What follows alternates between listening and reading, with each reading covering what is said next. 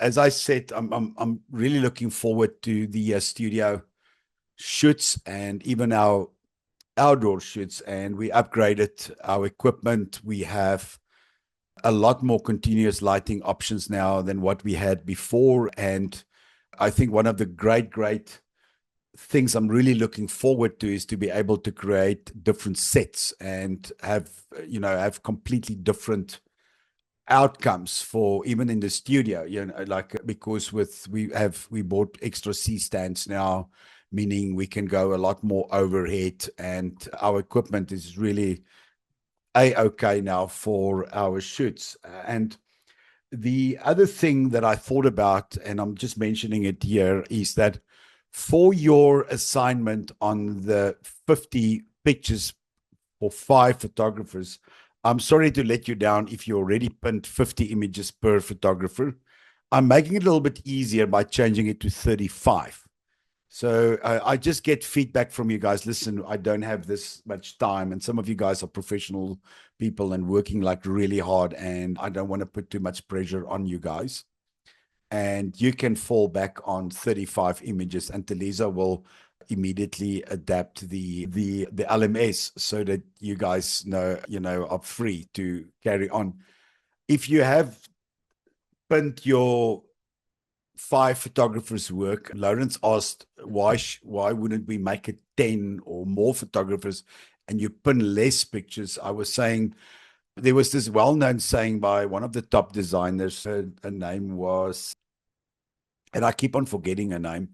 There was a time where I really remembered it, but she said that design thrives on creativity. It wasn't actually the lady from, it could have been her, but I don't think it was the lady from Al Decor. I think it was this well-known designer, Paula something, and I just can't remember. So just ignore the person who quoted it. But there's a very important rule to photography and to the creative arts, is that design thrives on creativity, on being held back. In other words, design thrives on limiting yourself. If you get just too many options, and I'm paraphrasing now, then it means that you'll never get to an end result. So if you're trying to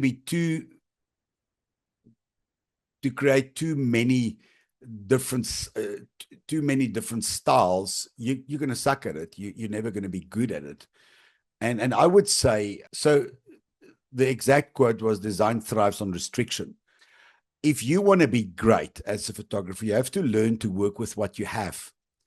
And I think the biggest problem for most photographers, and I'm saying this to Rob because Rob is the guy I often pick out, and because sometimes he's ugly with me. Okay, so I'm joking, guys. But Rob will tell you, if you sit with too many lenses, too many ideas, you never get anything done. And that's why you get so many photographers who actually use a one light setup, because they just feel, I want to capture the moment. I want to capture this person. I don't want to get carried away with lighting and gear. Because if you pay all that attention to setting up your gear and getting it perfectly right, and you forget the expression and the final, that final expression, which is the cherry on the cake, which I mentioned last week, then you're going to miss it. So the point is, restrict yourself. The 5 photographers you choose should be the ones that you really rate as your favorite photographers. Whereas if you have 10 or 15 or 20 photographers, some of them will not have the same rating, and you won't think of as much about their work, and then your work will also become diluted. And I've got no problem with somebody who says, well, I like Sarah Moon and Paula Roversi with their very ethereal, impressionist, pictorialist kind of style, versus, for example, Peter Lindbergh, who's got a much cleaner, raw, sensual style and a much more authentic style. And so I've got no problem if somebody chooses photographers like that, because you're still finding your identity. You still have to find what works for you. And we don't want to inhibit your guys from the beginning, but I do want you to make a clear decision who are your favorite photographers. And so that's why we chose that particular project. The other thing is why we chose that amount of images is, we chose it because we want you to develop a library of images in the back of your mind, in your subconscious, that you have something that you can fall back on instinctively. And I've had an experience years ago when I was presenting a fine art photography course. We only presented 2 fine art photography courses in DPC ever. And we eventually changed that into the advanced course. And then later on, we added the creative photography series, which was a little bit of both.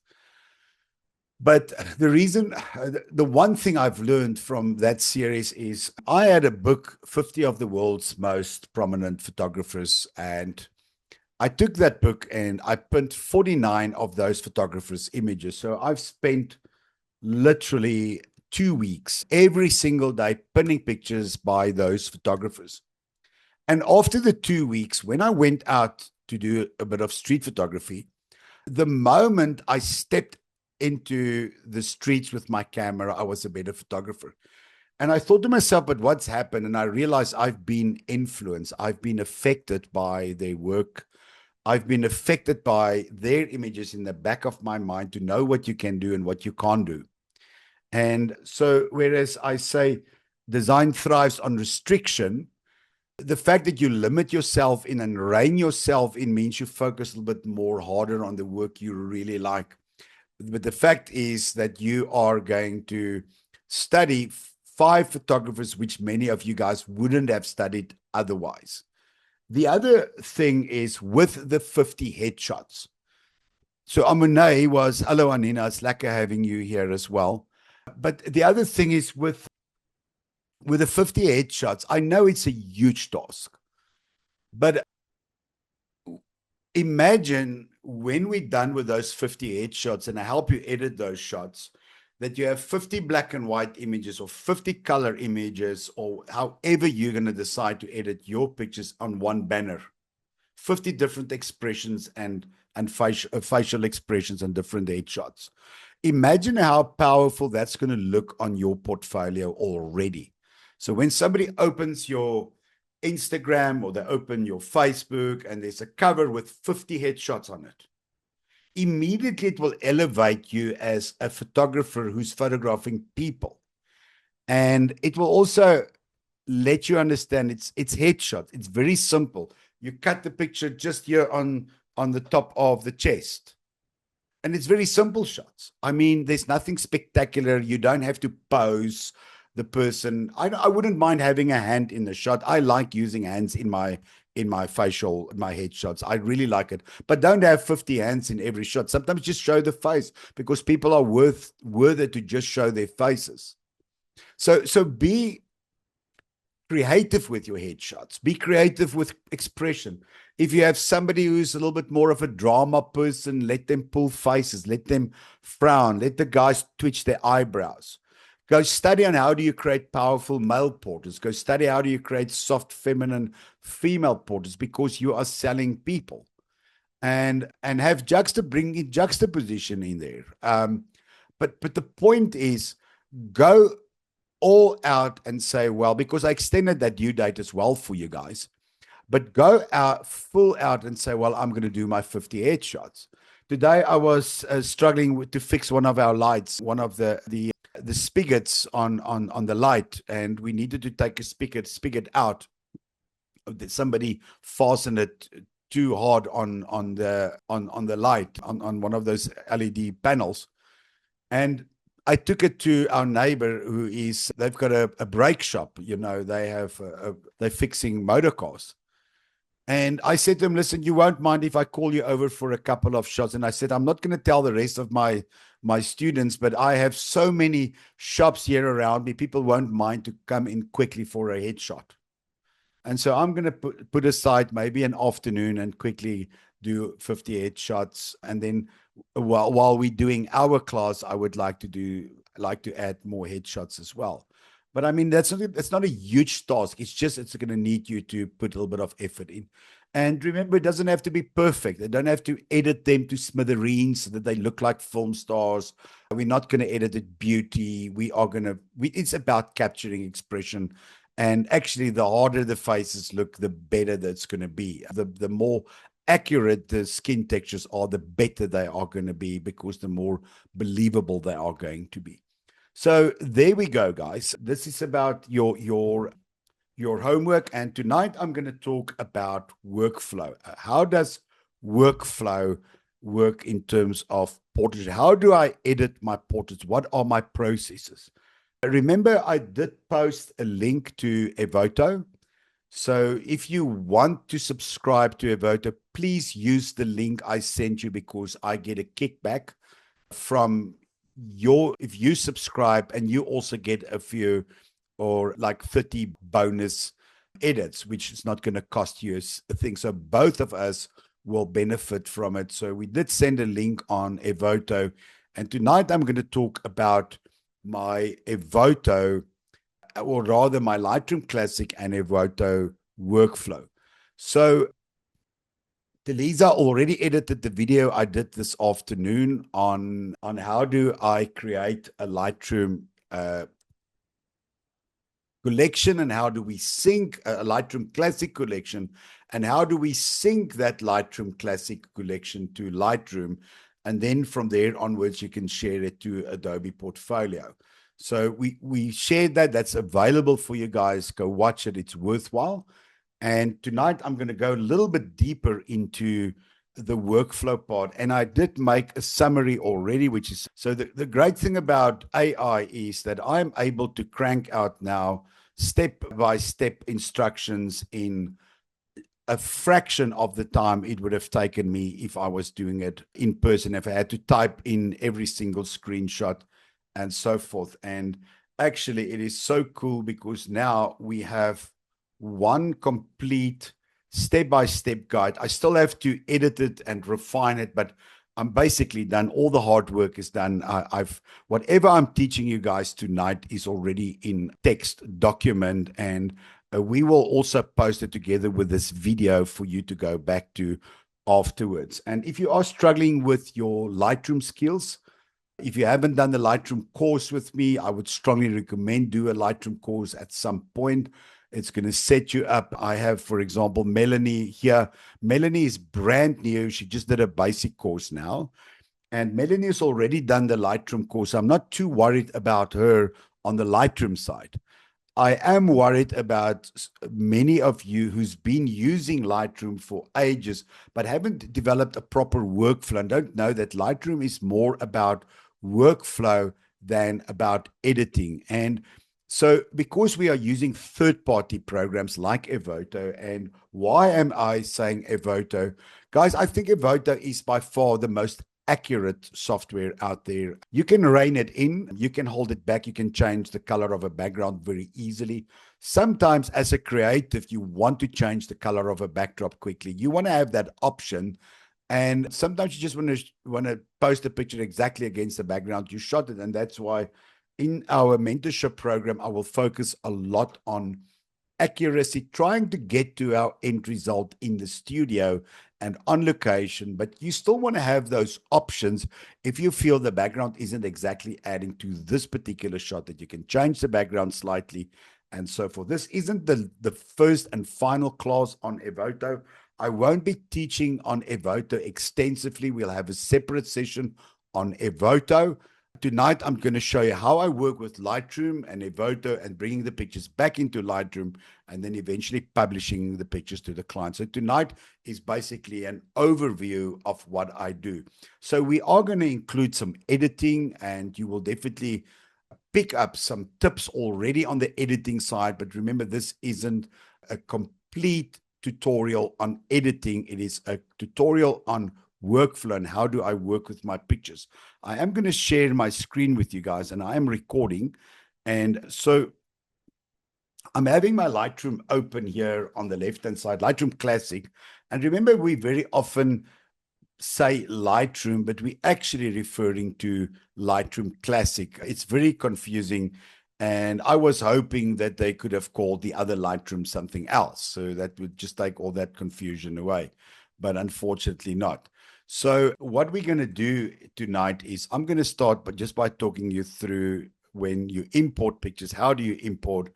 and when you export pictures, how to export them from back into Lightroom, and then I'll talk you guys through. So first of all, when I import a picture coming into Lightroom, I normally use a very, very simple and clean preset. So I'm going to create one tonight for you guys. So I'm going to just maybe send out a couple of images here, or I'm actually going to re-import some of these images here.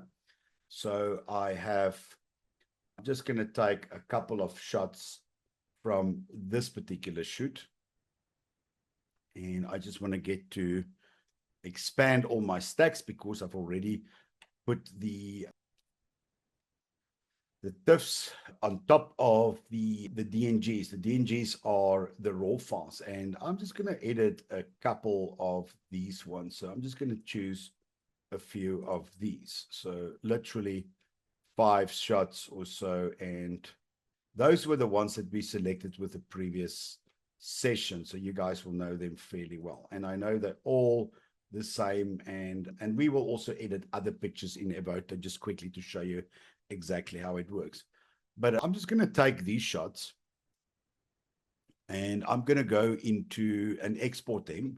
So I'm going to export them to my desktop. So that's not what you guys are going to do. You're going to ignore this whole step, but I'm just going to export it here as original files to re-import. And I want to just take you through this whole process of importing right to exporting. And I'm not going to resize. I am not going to change them. I'm just going to mention here. So where it says file settings, I'm going to say, well, original. And I'm going to export these as original files. And there we go. So I'm going to export them quickly. And it's going to take just a couple of seconds. It's only 11 files. And then I'm going to re-import them as if I am importing them to from my memory card. So I have created it, and I'm just going to create an empty folder here for you guys. So we're just going to name it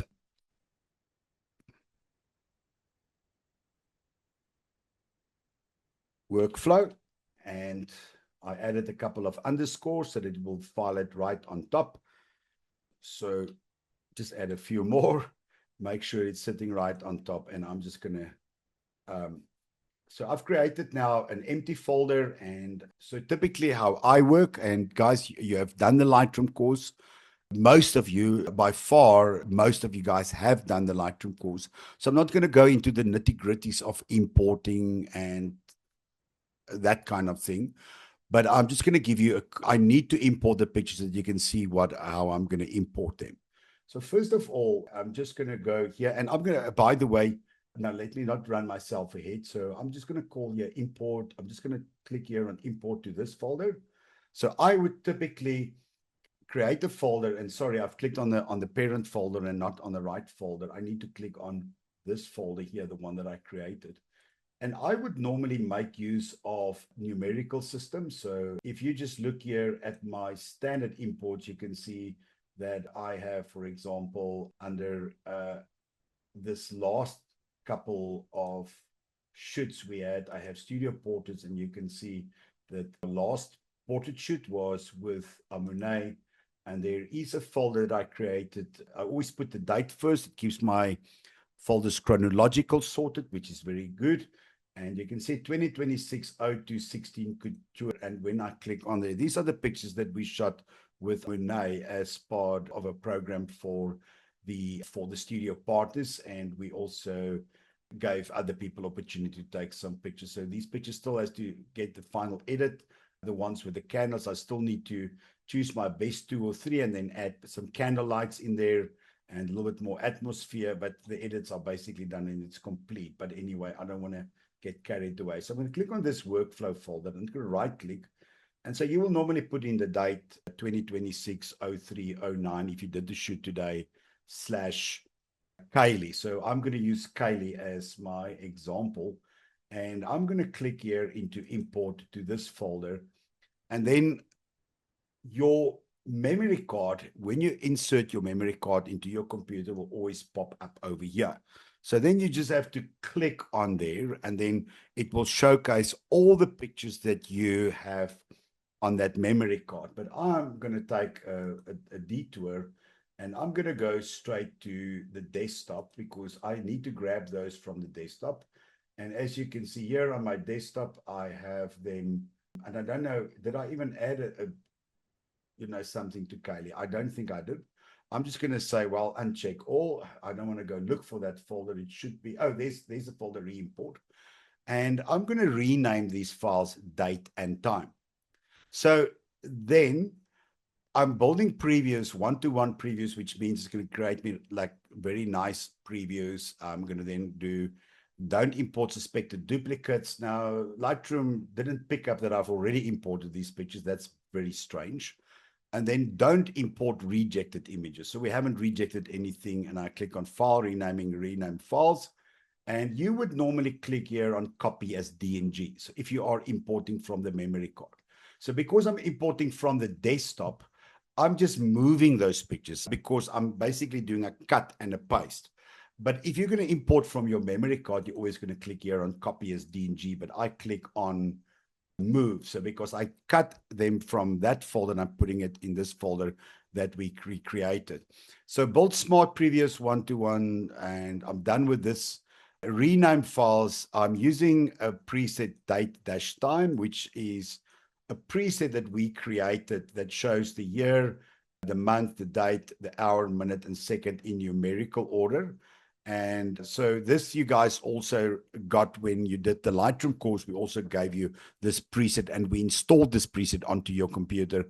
By now, you should still remember how to do it. So I import by date and time, meaning I'll never have a duplicate ever again.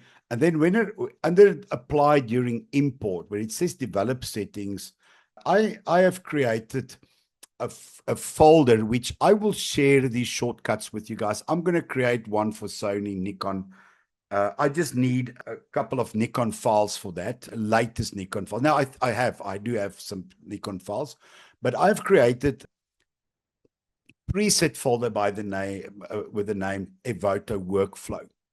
So if I'm importing other work, like for example, architectural and food, and I'm never going to take those pictures into Evoto, then I will use any one of my other standard presets. But this Evoto workflow basically runs from top to bottom. I also make it a little bit easier for you guys, but you can see I have named some of them import, meaning these are the ones I apply on import. And when I then I'm going to edit the pictures in Lightroom and then send the pictures into Evoto. And then after I've edited them in Evoto, I will bring them back into Lightroom. And then I will use one of these post presets. So the post ones are basically a preset that I apply after I have edited the picture in Evoto. So these pictures were shot with a Sony. So I would normally apply either a Sony neutral or a Sony standard. If I'm shooting with other photographers, I would sometimes use one of the Adobe presets. And you can see that I have one for Canon, but I will create identical ones for Nikon, Sony, Fuji, and so forth. But I would normally say, if you are going to switch camera brands or you have switched camera brands, sometimes it's just good to stick to one of the Adobe profiles. I just find sometimes with a Sony, when I use the Adobe profile, my colors aren't always as accurate. And also, the disclaimer is I do like Canon's skin tone. So for me, Canon skin tone works out of the box. I do a little bit of desaturation, but Canon skin tone normally is cool for me. But anyway, so because I shot these with my Sony, I'm going to import it as a Sony neutral file. So neutral means it's not going to add too much contrast or anything, or I'm going to use the Sony standard look. So I do like the Sony standard look as well. The Sony standard look gives it a slight more of a pop, meaning I don't have to work as hard when I bring the pictures back into Evoto after I've sent them from Lightroom to Evoto and then back to Evoto. I don't have to edit them as hard. So I would normally use one of these two. For very intensive work where I might want to edit a little bit more aggressively, I will sometimes use the Sony neutral but I'm going to use the Sony standard because it gives me a nice pop. So now that I have applied this, my keywords are in here. I'm going to type in Kylie's name. So she's Kylie Leung. As you can see, she's already living in my keywords. And I'm going to import it here by destination. I make sure I click organize into one folder because I created the folder. Now I'm telling Lightroom that bring those pictures from my memory card into this folder on my computer. And by now, you guys should have probably sorted out your folder structure. You shouldn't struggle too much with that. But I have my import ready. And if this is going to be your standard way of importing, Rob, I don't know if you knew that, but if you click on Done now, Lightroom will save this as your standard preset. Then you unfortunately have to go through the whole process again. But normally I would want to copy as DNG. So that's the only change I make. So then I'm going to click on Done. And by clicking on Done, I'm saving this as my standard preset. So from here onwards, this will be my default preset whenever I import pictures. Now, unfortunately, it didn't import because I didn't click on import. I just clicked on Done. And the moment I click on Done, Lightroom has saved that as my next preset. Now it's going to be a little bit easier. So when I click on Workflow now, and I say import to this folder, because remember, that's the folder I created that we're going to bring the pictures in. And you would normally click here on your memory card. When you insert your memory card, it will sit over here. But I'm going to click on this preset on the desktop. And I'm going to click on re-import. And you see everything is done exactly the way I said it. I don't know if you knew that, Rob. So this is something that they brought out a couple of versions ago, but a lot of people missed that step. No, that I didn't know. Okay, so at least I taught you something on import again. So you're never too old to learn, my friend, or never too clever to learn. Absolutely. So I click here on copy as DNG. I'm going to move. Remember, you would normally copy as DNG, but I'm moving. Then I get around. So everything one-to-one previews, don't import suspected duplicates, don't import rejected photos. That's if you rejected the picture in the camera. Date and time, import SODI standard, Danie Bester, my keyword. I just have to add here. And you see that preset I created. As you guys can see, it sits over here already. You can always change it. If you want to do a different import, you can just click on here and find a different preset. But this developed preset will now apply to all those pictures. And when I hit import, so there we go, you will see these pictures will be imported straight into that folder, and the standard Sony preset will apply to all of them. I really don't like Sony's portrait preset. So I know Canon has a portrait preset, Nikon has one.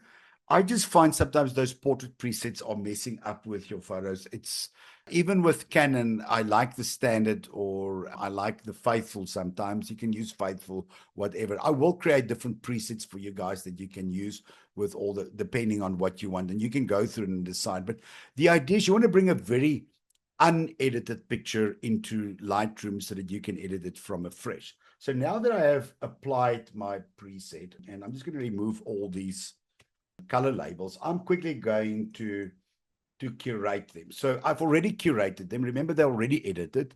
But just for now, I am going to create a very, very simple curating system. So remember, Lightroom does have assisted culling in place. So you can, for example, click on subject focus. So if there's a picture that's out of focus, if the eye focus wasn't on and eyes open. I don't like to use this for portraiture because portrait photographers very often have people looking away or looking down or closing their eyes.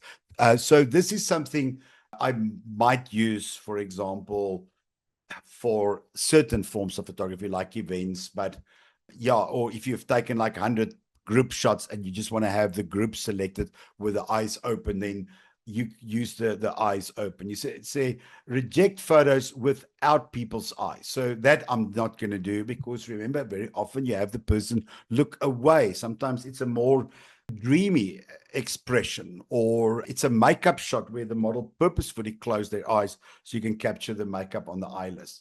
Then you can reject documents and receipts, misfires, exposure issues, whatever. And you can also tell it to auto stack. I'm not going to do that now because there's just so few pictures. And you see that my assisted culling isn't really going to do a lot of work. So if I just click here on rejects, you can see I have 2 selects. If I click here on rejects, you see there's no rejects. Everything is selected at the moment, so they all work. So I don't have to worry. So I don't care too much about the assisted culling. It's only when you have big jobs, then it will definitely help. And I'm going to jump straight into my, before I do that, I just want to quickly go through. Now, this is my system. So I would now go and decide which pictures I'm going to write. So basically, we've already decided on all these shots. There are a couple of headshots and so forth, but I'm just purposefully going to reject a few. So I would go through every picture for picture, and the ones I don't like, I like all of these. I really wouldn't like to delete any. But say, for example, I want to get rid of this one. I just press X, and all the others that I like, I will add a 1-star rating. Now, you're never going to get this hit rate where every single picture is a selection. Normally, I choose 1 out of every 5. One major advantage of Lightroom. Sometimes you have taken like 100 shots of the same expression. And let me just jump to, for example, Kaylee's main shoot. Or before I do that, let me rather show you how I do this. So if I select these shots here, like all these headshots, I can quickly just bring them up next to one another. And in this way, decide which ones are my favorite. I'm going to wipe that one, even though I do like, there's something a little bit whimsical about that expression, which I like. But I think this one is better. So, and I'm going to keep this one just to show you how cool Evoto is in removing, cleaning up the teeth. And so Lightroom is really cool when it comes to not Lightroom, Evoto is really cool in doing that. And so now I have done my image selections, and I press Control and backspace to delete the bad shots, and I delete them straight from disk. Now they are gone. I'm never going to see them again. My base preset has been applied.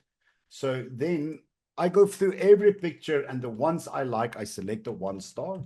And when I'm done, I will upgrade my stars. So 2s and 3s. I won't add 4s and 5s because I want to focus on getting the best pictures. I will only, when I bring the pictures back from Evoto, will upgrade my star rating, because very often your opinion about a photograph will change after you've edited, if that makes sense.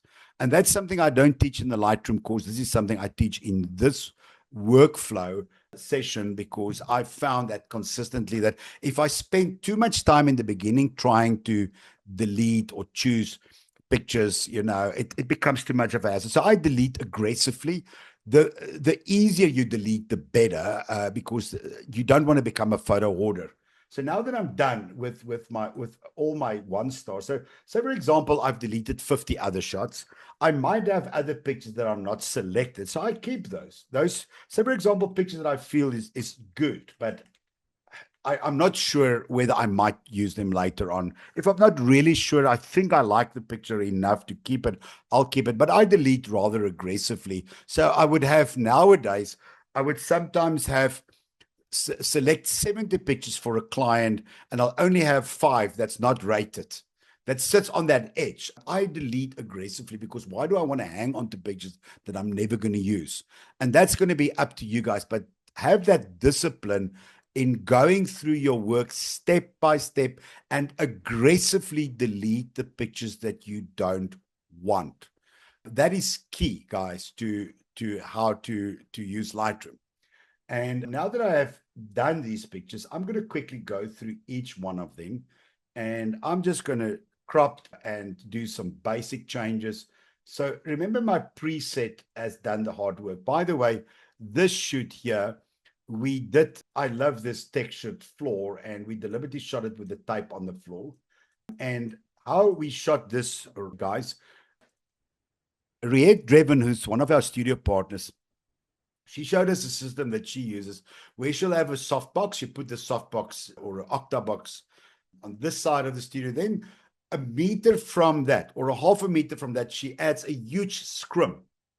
So that's like a piece of translucent material.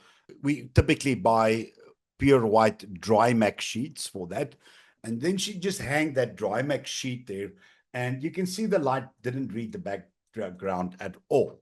So that's quite impressive. Obviously, the background was black, so that helped a lot. But you can see the light's quite soft. It really looks like a very big window. And if the person is sitting inside a dark space with the window light coming in. And I know that those of you who've done, I'm also going to delete this one, for example. No, I don't want to. Remember, I promise you that I'm going to show you how to edit this one in Evoto. But so I'm just going to get rid of it. Not get rid of it. I'm just going to unselect it by pressing U for unflag. Remember, guys, I can't teach you workflow. I can't teach you everything about Lightroom today. I'm showing you the basics. So now these pictures have been edited, have been prepared now. So I would go through them photo for photo. I just feel all of them, because they were shot in such a dark situation, I'm clicking on my auto sync and I have this on, and I'm going to add 45% shadows, or maybe even 50% shadows.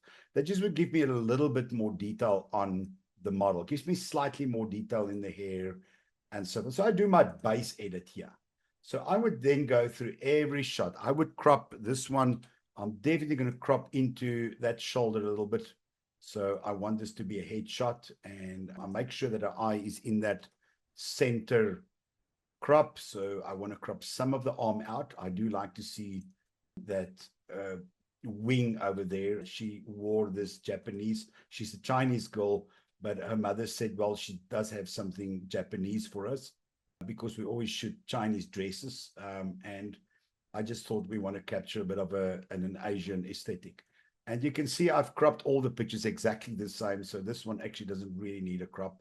And I always make sure my padlock is locked. I like to crop with the same aspect ratio. It makes it easier when you create albums or you put pictures together to have all of them having the correct aspect ratio. And this one, I'm also going to crop in there. I like having that eye right in the center. And as you see, I'm just going to go quickly. I'm not sure about this toe but I do like the honesty of it, the authenticity. And this one, I'm going to come down, and I'm just going to keep this one as well. And I do like this one. That lighting was absolutely gorgeous. What we did here, we just had a look sideways, and I had a look at another light source that I brought in from the side to capture this bit of side lighting. But look how beautiful this lighting is on a dress. It's absolutely beautiful. And it's such a simple system. And it's definitely one of the systems we'll focus on with the portrait mentorship program that I'm going to teach you how to create soft, big window light like this. So I've done my edits. As you guys can see, they're accurate. If I take this picture, for example, and I hit reset, so you just see you see the picture that the Sony created. You see it's quite yellow. And if I do this Control Z, you see it's quite warm. So I added, so my white balance was changed to 4,900 Kelvin, or temperature, and 5 tint. This is something I worked out on the Sony in studio. So I have basically programmed this in. And Rob, I think you should similar setting with the Canon. I don't think you should, when you bring the pictures in your white balance in studio, is also below 5,000. Am I right? Or do you push yours higher? No, Above? it's only higher, Don. It's about 5,100. Oh, 5,100. Okay, About Rob. 500. Now you take the bar way too far out. I mean, 4,900, 5,100.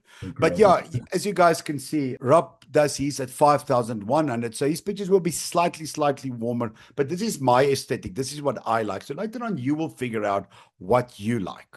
And then you can just change the white balance. But remember, this Evoto workflow is now basically for studio photography. I will create separate workflows for you guys that you guys can use. We'll create the presets for you. And then, I mean, you can obviously adapt. I do not want you to use my presets out of the box. But if it works in terms of giving you an accurate feel, why not in the beginning? And so we will create extras for our first location work. But these are the ones I use, and I do use it for location and for studio work. But for studio, this is my white balance. So, and for location work, I changed the white balance for that particular shoot to match the colors I actually had there.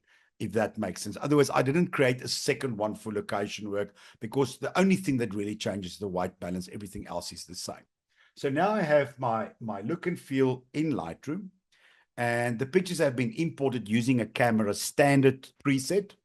And the flatter the image is now, the less contrast I have to deal with later. The more contrast I can add later on.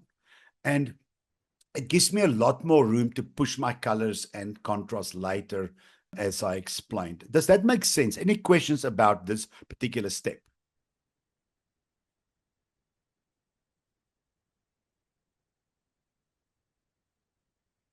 So the other point is, if you delete aggressively, Lawrence, if you are a true photographer, you will later on delete pictures of your children and grandchildren because they're not good enough.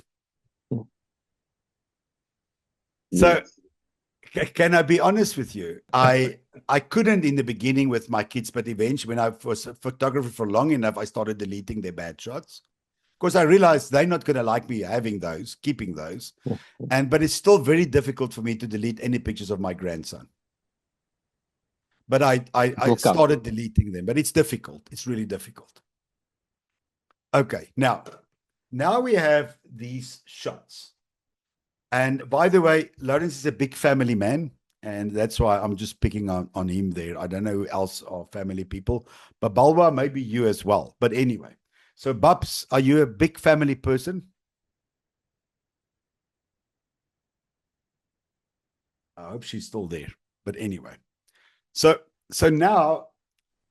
Yes, I'm here, Danie. I was just passing the kids while listening to you.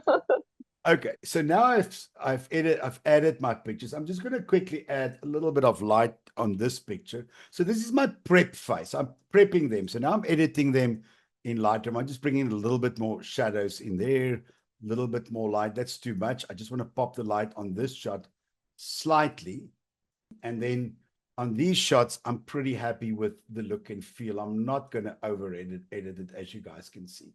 Now that I'm done, I have done my selection. I sit with my 50 pictures, Annie or Rob, whoever else is interested to hear from me.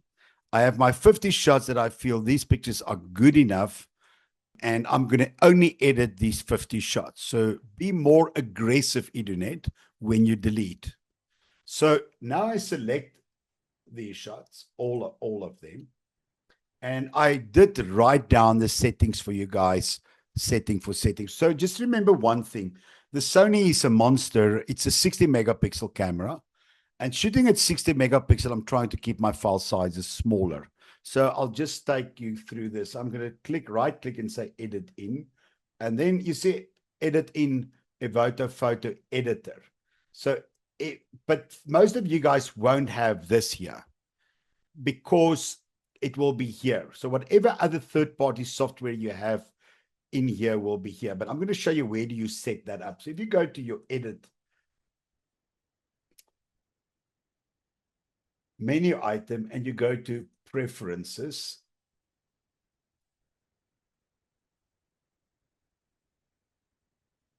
under preferences, if I click on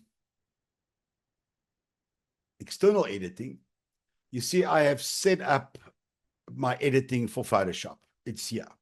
So I always set up Evoto here. So the way you're going to do it, you're going to click here and you're going to click, for example, on Evoto. So make sure that you have Evoto installed when you create this. And the file format I'm using for Evoto is TIFF instead of PSD. And then color space, Pro Photo RGB. Super important that you are using Pro Photo RGB. So Pro Photo RGB is the native way this software works with your files. So remember, we work with Adobe RGB or with sRGB. Our raw files are always Adobe RGB, which has a limited color space.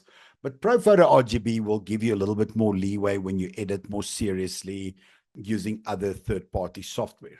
And then 16-bit, never use 8 bits. 8 bits, you just lose just so much data. your blacks and whites are often crunched. You don't have the same tonality. You just not nearly have the same amount of leeway when you edit a 16-bit. And it's a difference between 16.7 million and trillions of possible colors. You're never going to use all those colors, but we're literally we're jumping from 16.7 to trillions of colors. And then resolution, if you have a big camera, like Rob has a Canon R5, then you can use 240 pixels per inch as your resolution. Or if you have a smaller camera, you can use 300. I know Lawrence shoots with a Nikon D850. I think it's also a 45 megapixel camera. So guys, you can choose, but I like to keep my files slightly down. And I've yet to realize on portrait photography the difference between 240 and 300 pixels per inch. But 300 pixels per inch is basically the standard that most photographers will use, but I use 240. And then I click here on stack with original, and under template on what the file should be renamed to is date-time. So I added this here, and you can, for example, change the file. If you edit it in Evoto, you can put in Evoto next to date and time, meaning that I have taken this picture into Evoto, but it doesn't mean that you actually did eventually. So I just leave it like this. And you see, when you click on OK, that preset will sit over here. So I'm going to open these files. So now that I have all my files, I'll open all the files, not only the ones I'll edit. I'll go to my metadata part. I will add the person's name and I'll add the photographer's name. And if it's for a business shoot or something where I need a caption, I might type in Miss Teen or Japan Fashion Week or whatever did the photos for, and put it in here. But I normally just put my name in there. So because I am using software that can show the photographer's name, and because I edit pictures very often that's with other photographers, I will then add their names there as well. So they will get the credit for those pictures. But anyway, so under my metadata, I have put in Control A. I selected all of them. I type in Kylie Leung. I hit enter. I type in my name. I hit enter. Now, all these pictures, if you look at my info overlay, you will see that it shows a name and me as the photographer. And as I said, a good caption is often best. So when I do like executive shoots, for example, we did these shots the other day, and you can see that over here, oh, I haven't done it. Oh, where's all my edited files? So there they go. So if you look at this shot, for example, you will see that it says FEM Executive Management Team and all the people's names in there.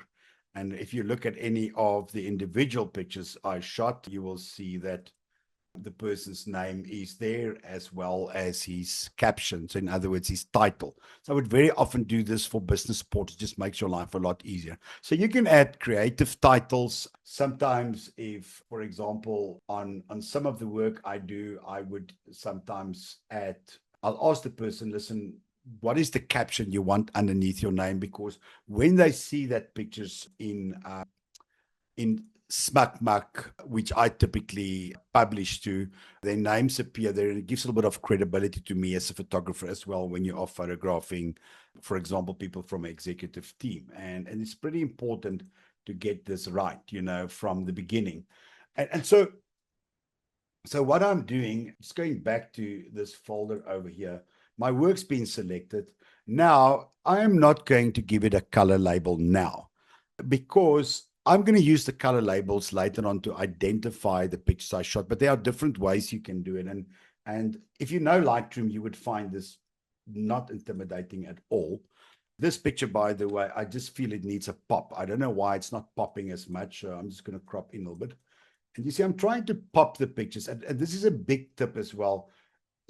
Rather, if you go through the pictures, don't use the sliders, but edit directly on your histogram if you need to make small adjustments. And I'm just doing this to show you a system I would sometimes use. I don't think, because I want to keep this very dramatic look and this big window light idea, I want to keep that look and feel. I definitely don't want to make it too bright. I want to keep the tones muted and toned down.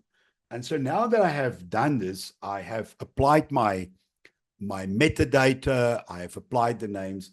I bring up my selection. In other words, only the pictures that I want to edit, which are the 1 stars. So I might have like 70 pictures in total, but I might only choose 50 with 1 stars, or 2 stars, or 3 stars. So normally if it's for client use, I make it like a 2 star by now, or a 3 star.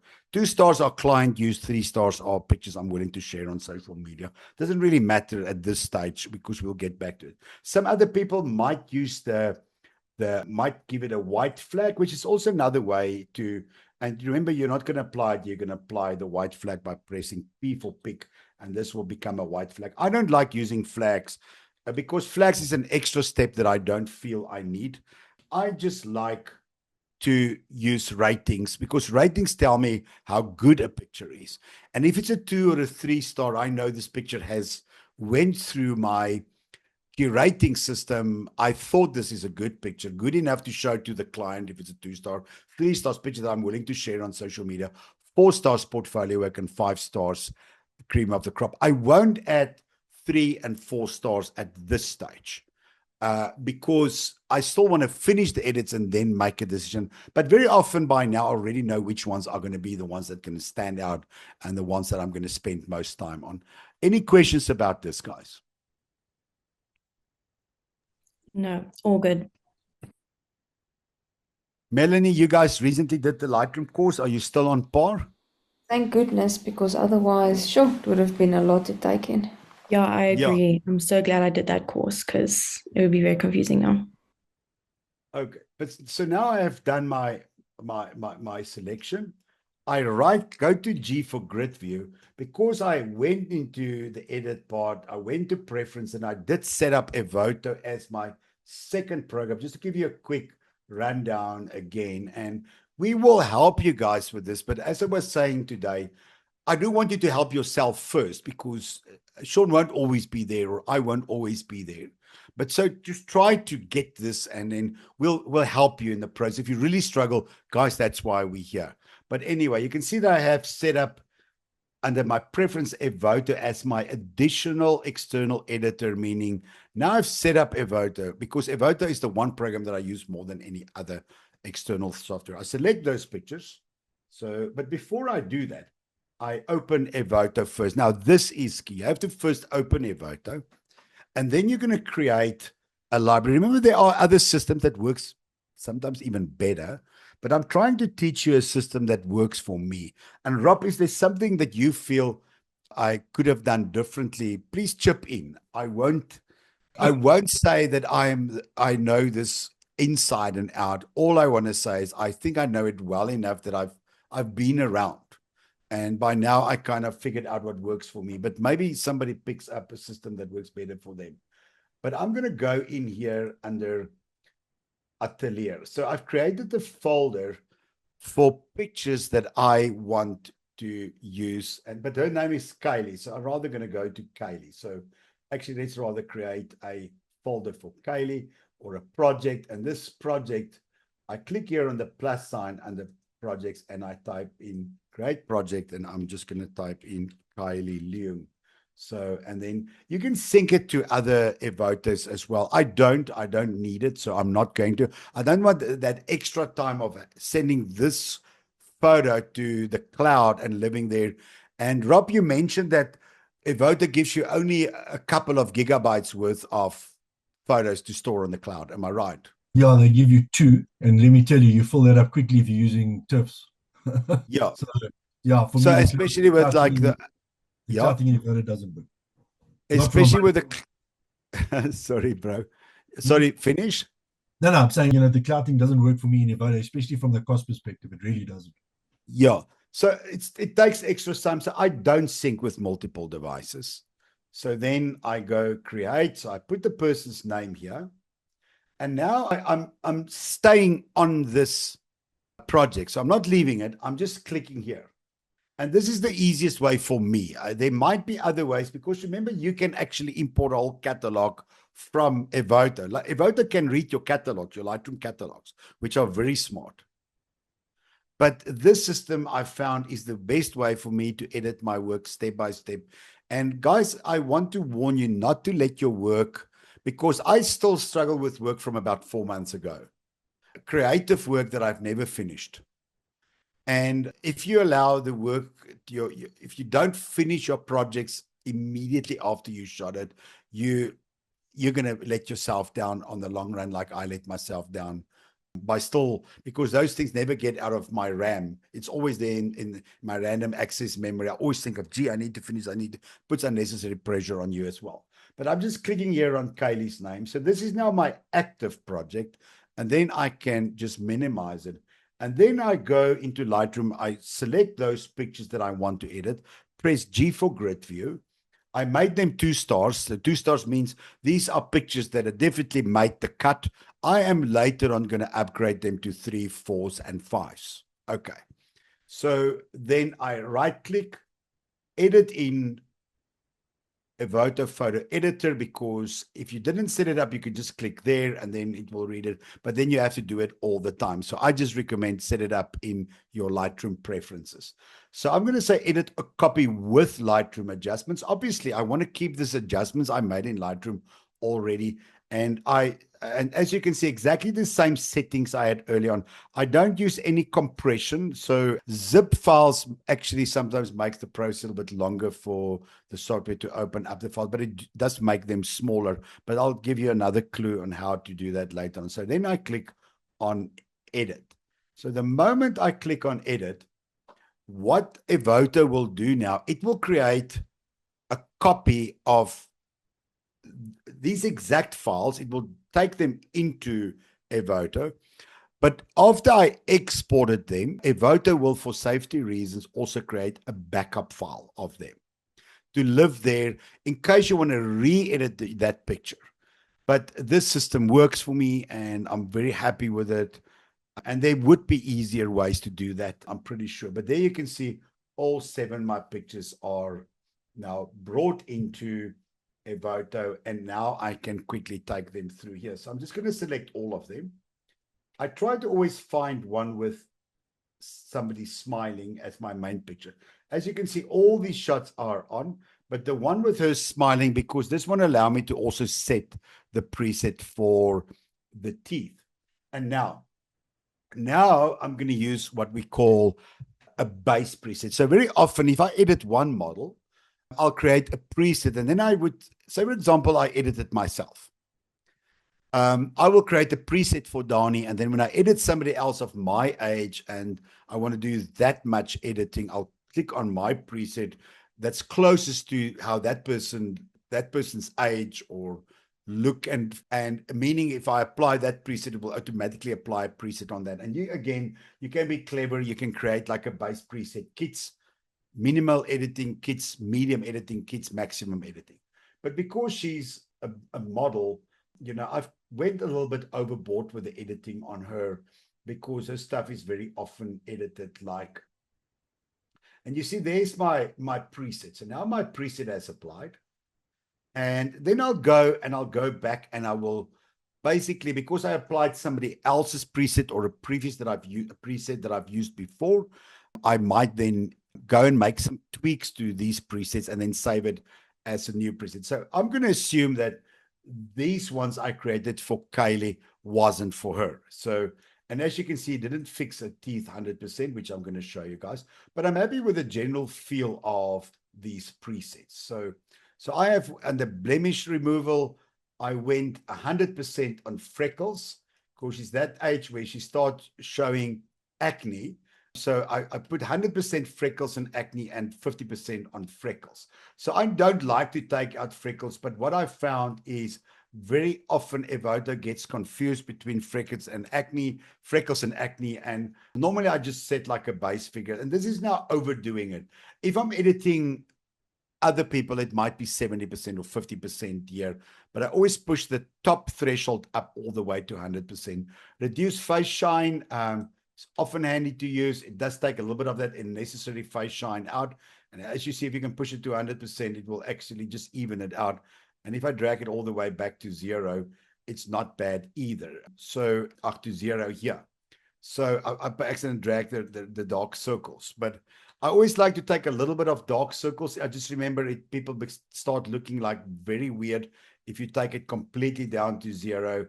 We then look like angels, and I nowadays started pushing the dark circles to 25% for almost all my subjects.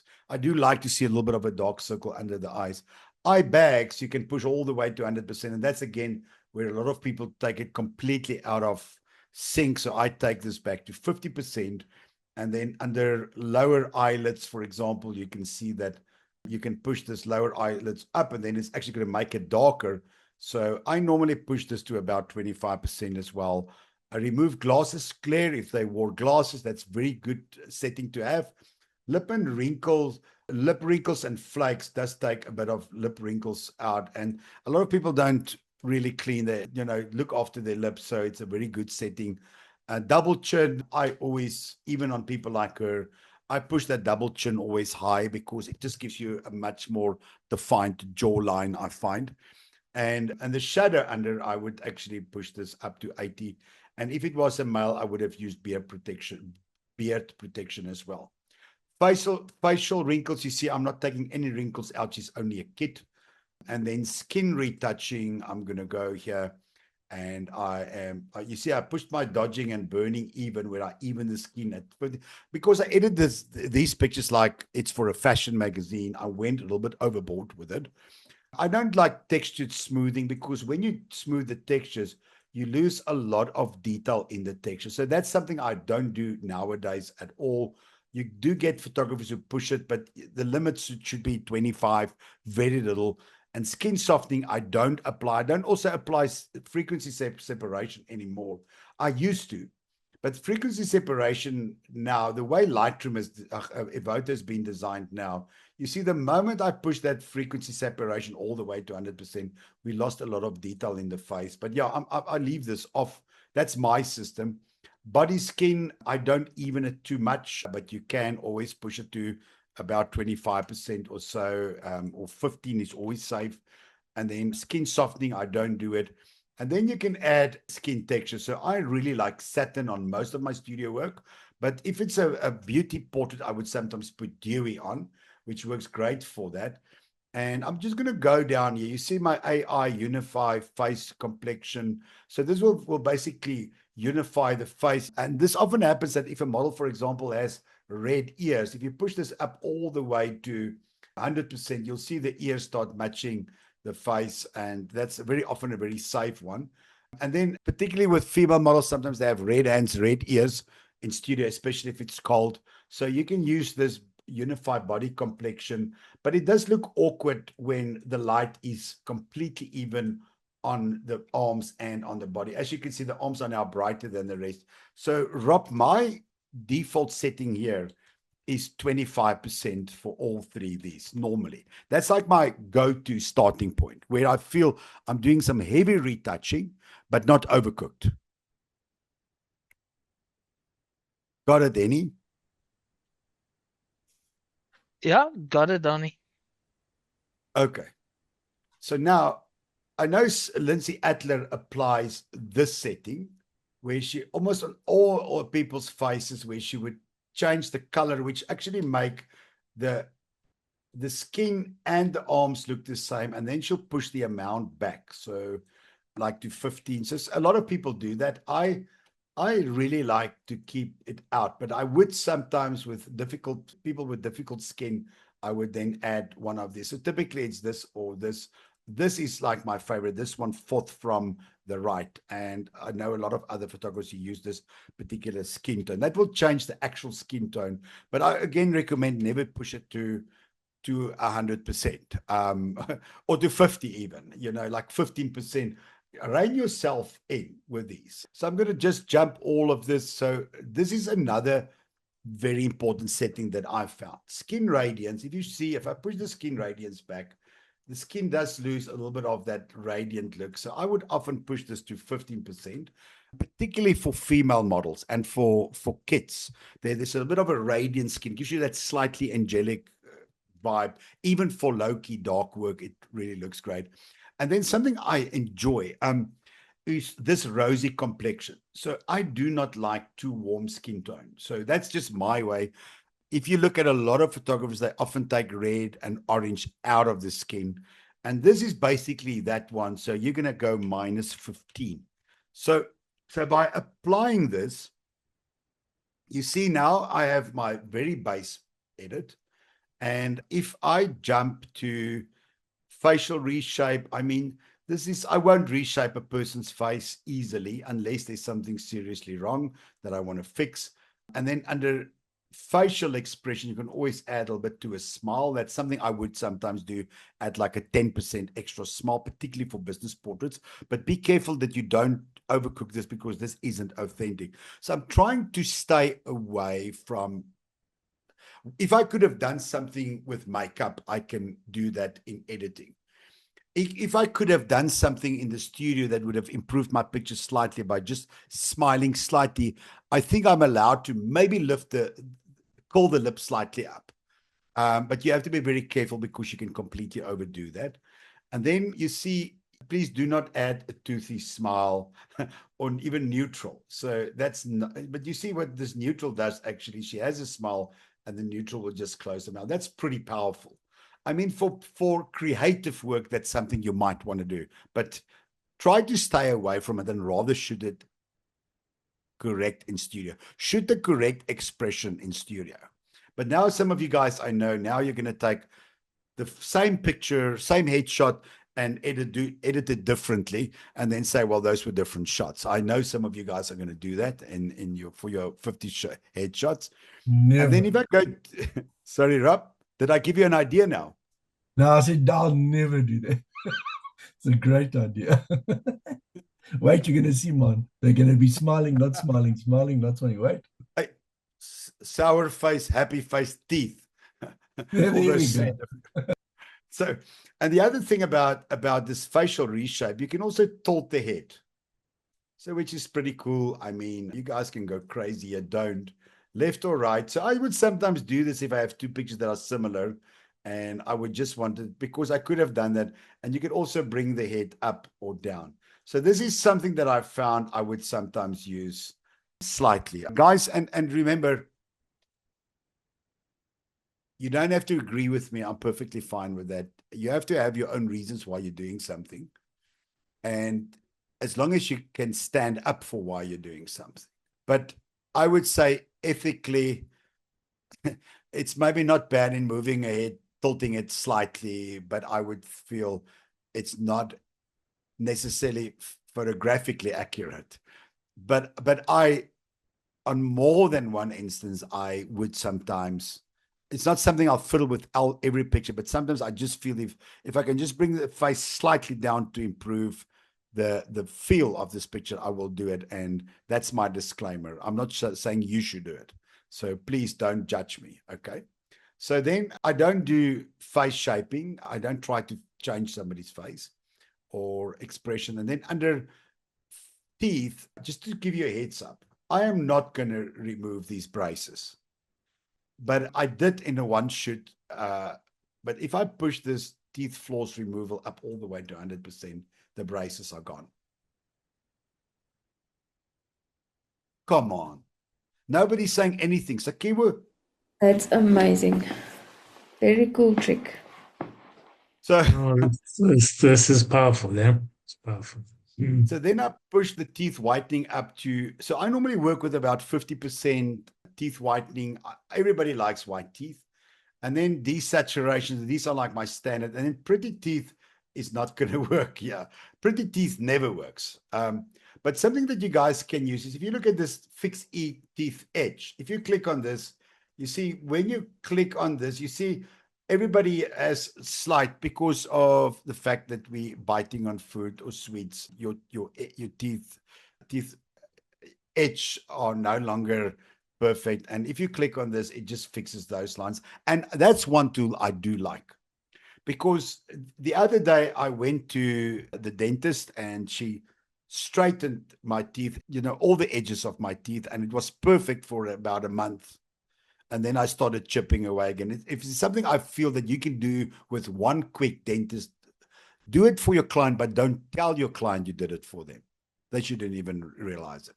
It's just, that's what I decide. So which of you guys agree with me ethically?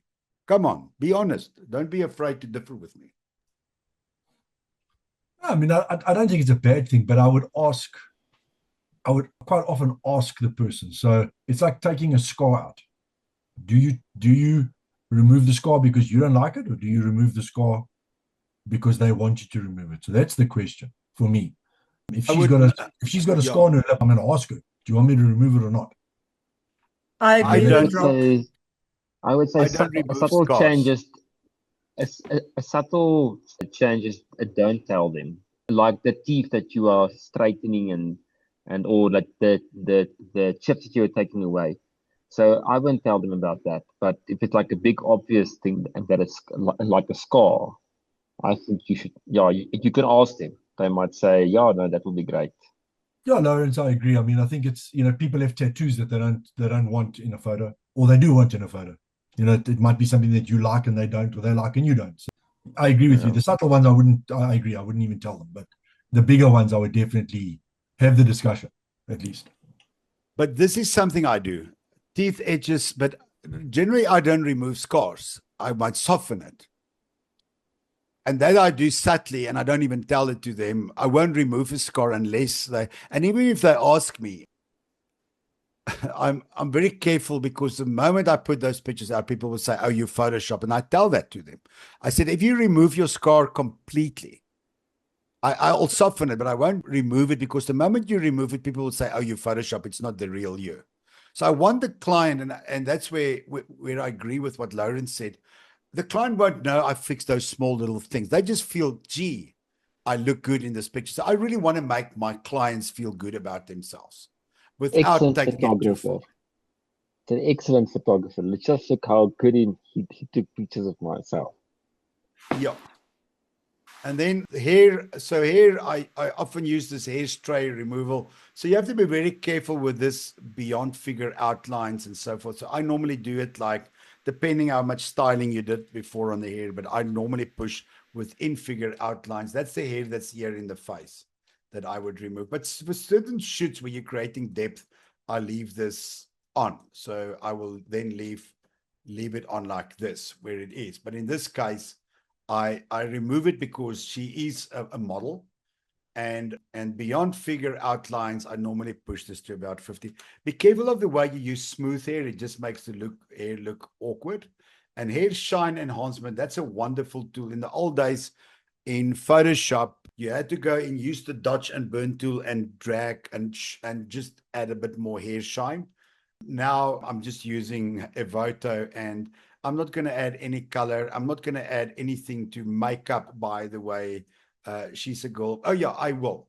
So you can see here under makeup, I push the eyes to 25%, the brightness of the eyes, that top part, dimensionality to 25, and I add a little bit more color to the lips. So this was edited before. And when I'm done with this, I'm going to go into my clothing adjustment, and I often use de-wrinkle clothing 100%, but then fine wrinkles 50. And this is something I edit on for each photo shoot differently.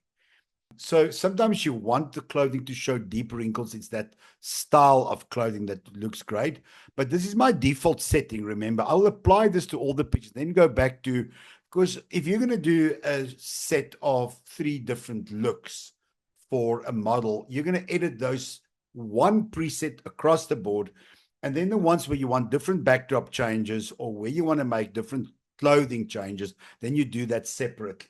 But as you guys can see, there we go. And this is something I really like, is the clothing edge smoothment. This is a big tool in the latest Evoto, where it smooths the edges out. Guys, in the past, sometimes my assistant would sit for 5 or 10 minutes per style to just tuck in the clothes, get to make sure the lines are perfectly straight. People don't always wear clothes that are perfectly straight, and that just straightens the lines, and it gives me a much more refined look. I really don't feel bad about this.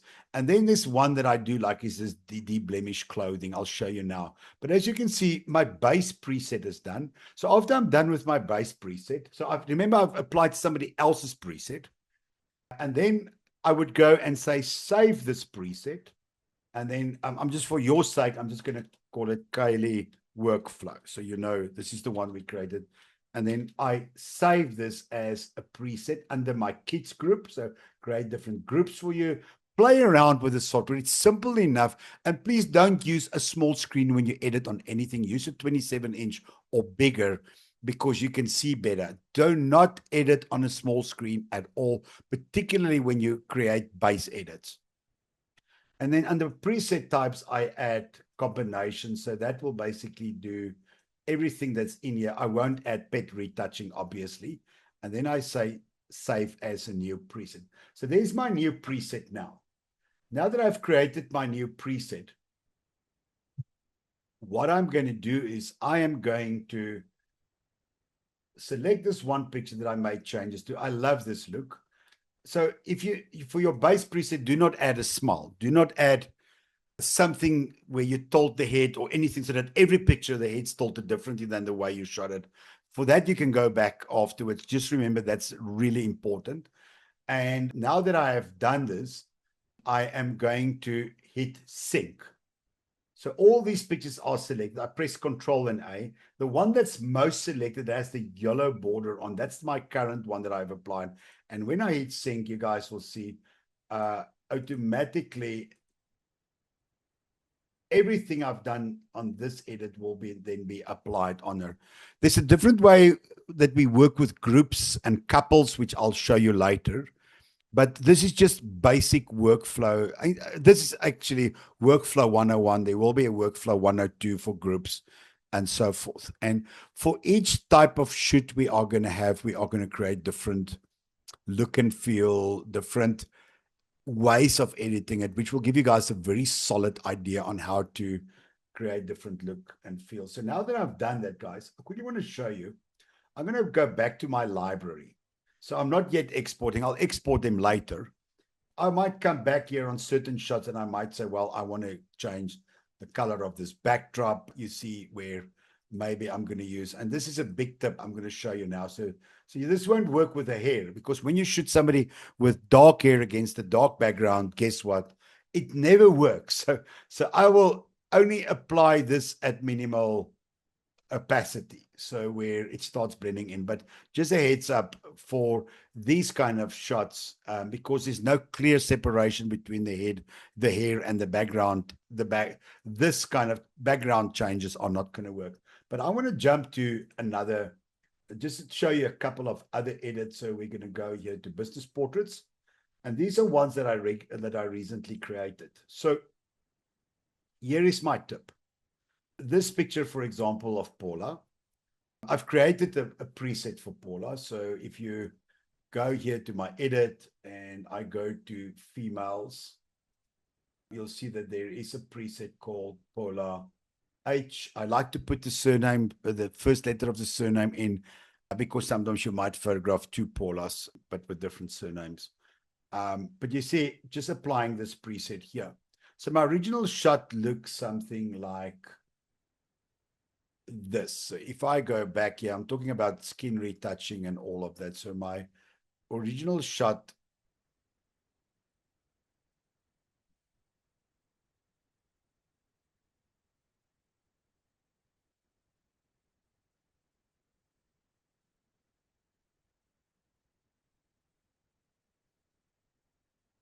I know there's a way to reset the whole thing all at once.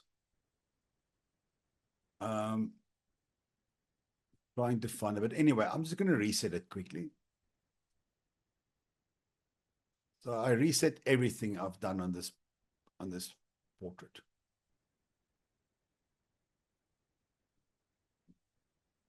Come on. So you can see there's the original shot. And so you can see the clothing adjustment, how it took care of this. And sometimes you don't want to push this to 100%, for example, then it starts looking maybe too perfect. But So remember, it's all about constraint. Hold yourself back. So editing is about constraint.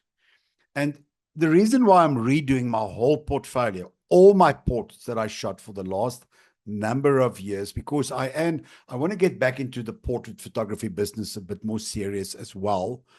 And is that I just thought there was a stage where I over-edited my work. And it was really complying to a lot of great standards that other photographers I know, photographers I enjoy and whose work I follow, they edit like that. But I just felt, listen, I'm taking it too far.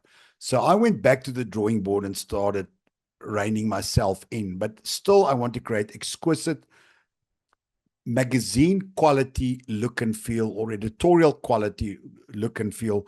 And for fashion work, you will do a lot more than, for example,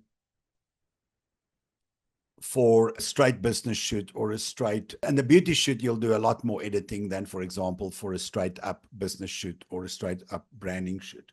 So you can see the difference here. This picture has been edited. So I've added a little bit of color to her eyes. I've just opened the one eyelid slightly. It could have been the eyelash also let me down there, or it could have been the one eye slightly bigger than the other, but I didn't push it to like 100%, just slightly, so that they will just match a little bit better. And you can see the edit is very eloquent. I didn't take the wrinkles out, I just softened them. And so some people might have an issue with moving that out, but that's pretty cool about Lightroom. And I'll show you now what you can do in Lightroom, which is something I really enjoy, and something I do all the time in my particularly with my male portraits. But this look and feel is right there. And if I click on this picture here, now that I have created my preset, and I click on the other one, I just hit sync and I synchronize, and then you will see that this other one now will look, because I'm applying a base preset to every picture. But then I will go into picture for picture and just go through them before I post them. So this was the actual white background shot. This was full length. This was the behind the scenes look. This was the one portrait, the other, this one. And these ones I shot against and you can see that pretty cool. But you see one thing that really works with her. If I go into my skin retouching part, you can see that I basically used a satin look, but I pushed my glossiness to 30%. So slightly higher than I would normally, because to me, I wanted her to look like really eloquent and elegant. But the important part, if you go to the makeup part and you go to contouring, you'll see that I added. So if I click here, you see there's no highlight on the nose, but when I click, so number 6, for those of you who just want to do a very minimal edit and contouring the person, number 6 is really good. If you click on the other ones here, you see they all change the shape of the face slightly. It's not really changing the shape, it just changes the way the light looks on the face. It changes the contouring that you could have done with makeup. So Amanda did her makeup. So makeup out of the box, this is out of the box, was very good. And you see, I didn't do much. And then on the hair, I added maybe a little bit of shine. But the other thing that I also do a lot, when you go into my skin retouching here, I love this effect here. And it's under dodging and burning, where you sculpt with dodging and burning. You can see I sculpted, so I pushed the main slider will apply to the sliders below, but because these ones are just set to 50%, you can't apply 100% slider here. So just pushing that slider to 100% means I'm giving myself the right to whatever folder comes down there to push it to 100% for a complete effect. And so what I've done here, I have pushed this from 100% to 50%. So this is what I mentioned with restraint. And facial contours, I pushed to also back to 50 instead of 100, because I just felt at 50%, it's just I'm adding that extra bit of makeup. I'm adding to what the makeup artist did. I'm adding depth and dimension. And In the old days, if you study the great photographers out there, they're all particularly editorial and fashion photography. They edited those pictures to smithereens. And now it's something I can click with one. So that's something I just wanted to show you guys. For guys, I would sometimes push this quite aggressively. And there we go. You can see they're pretty cool. And now I'm happy. So just a heads up on backgrounds while we are at backgrounds. So if you look at the original shot, I shot it against a light gray backdrop. So when you want to change the color of the backdrop, something that's really important, if you look at this picture here, so the original picture looks like this. So my floor was quite dirty by then. And the nice thing about Evoto, you can see I went into my backdrop changes and I added a white backdrop. But I just pushed the opacity to 50%. And then where a lot of people make mistake, so they push this opacity all the way to 100%. And then on top of it, they never click on this AI retained shadows. Now see how weird this looks. So just a heads up, if you are shooting a person against a backdrop and you do add another backdrop in, say for example, I shot somebody against white backdrop, but my backdrop isn't white enough, I will go and apply a white backdrop in Evoto. And that's why Evoto is worthwhile playing with. So I'll apply a white backdrop, but I'll push the opacity back to 50%. And then I'll use this AI retain shadows, and I often use this. So then you still have the natural shadows that were there. So the AI picks up the shadows and just bring it back. Another thing that you could have, so under background adjustments, I chose solid backdrop and I chose clean backdrop. If I click on this and I click where the clean backdrop is, you can see my floor is still dirty. Can you guys see that? This is the before, this is the after.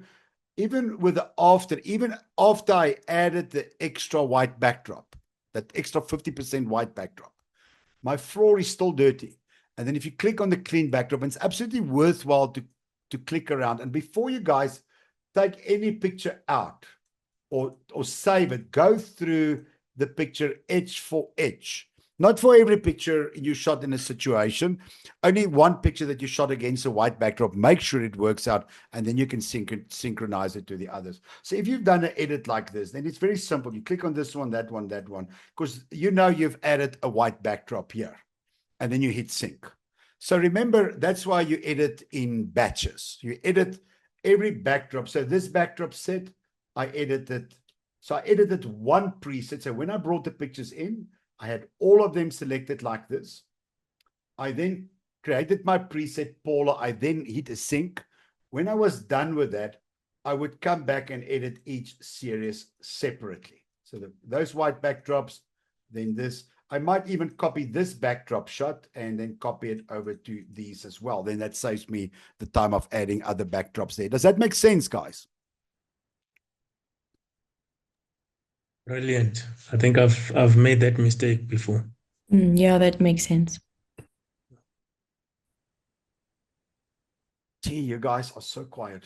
But anyway, so the other advantage, and that's why you should choose. So these ones of Frank. So my original shot looks like this. So I did shoot him against a gray backdrop. And the most common sense backdrop to add, and this is something I want to just give you guys a big tip. If you shot somebody against a gray backdrop, it's very easy to add another gray backdrop. Don't go add a pink backdrop. You can, sometimes it works, particularly with beauty shots, and particularly when there's clean lines, where there's not hair or anything obstructing or cutting into the edges of the backdrop, or rather the backdrop cutting in, the hair, just being plastered all over the backdrop. So when you add, for example, grayish type of backdrop, those of you are going to change backdrop. Again, my tip is bring that opacity back. So you still use the backdrop that Evoto gave you. They've got some really nice backdrop. But don't, for example, just jump to black, because you can see here with this black, the edges look quite weird.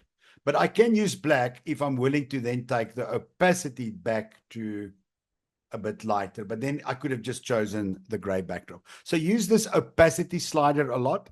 Use the AI retain shadows a lot more.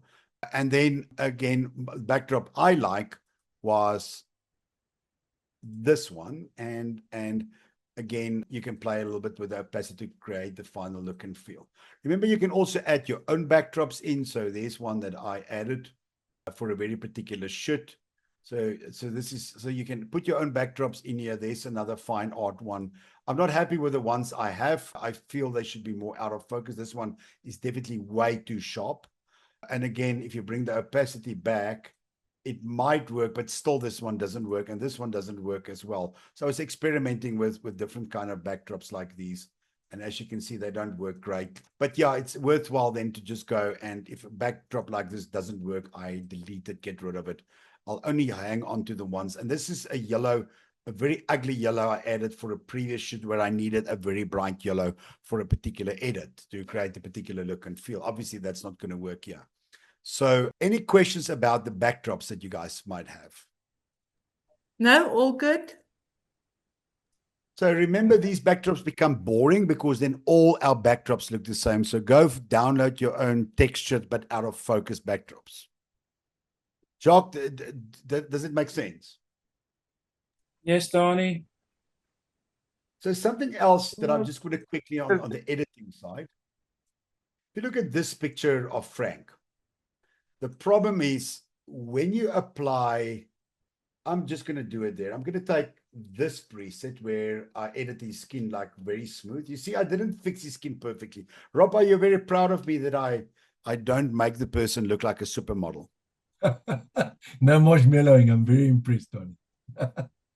So, Rob, it was very often just a difference between a 60% and a 25% or a 60 and a 30%. On some of those slides. It's also so easy when you're doing it to overcook it. It really is. I mean, I've done it how many times? And then when you come to export everything, you look at them and you think, shit, better go back and try again. Yeah, you're right. So I take this picture and I'm going to sync it to this one. And just to show you what I've done. So when I hit sync here,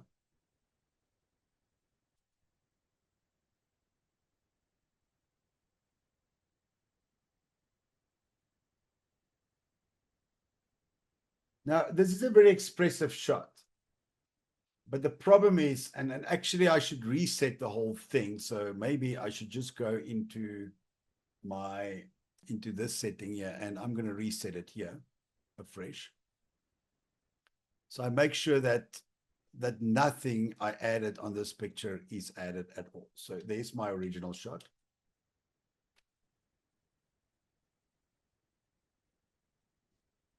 And I can now just quickly reset the whole picture. So I'm just going to go reset the whole thing completely. So nothing is added on it, including the clothing, whatever I've done here. And I'm going to go back here. So there's my original shot. So something I want you guys to see, can you see this faint highlight here? So even if you decide, I'm not happy with the gray backdrop I chose, I'm going to pop the gray. I really like this dark gray in Evoto. It's a very nice gray. It's a good looking gray, which is used often by fashion photographers. So after applying this, after changing the backdrop, you can see backdrop changer. I hope I didn't change in the wrong picture. It was this one. If I click here, you can see I added a black backdrop, but I pulled the opacity back to 35. So what I do is I select all three of those shots and I hit sync. Now I apply the same look and feel, but that highlight or behind them, the background light, I didn't shoot a background light. I was shooting alone. I didn't have an assistant to go tweak everything for me. So what I did though, so then when you apply this black backdrop in Evoto and you pull the opacity back, you see what happens. It still retains. Why isn't it showing up now? I just want to see what's wrong here. Okay. You see, it took a while. So you see, even if you push the opacity down, you can see there's still a highlight here.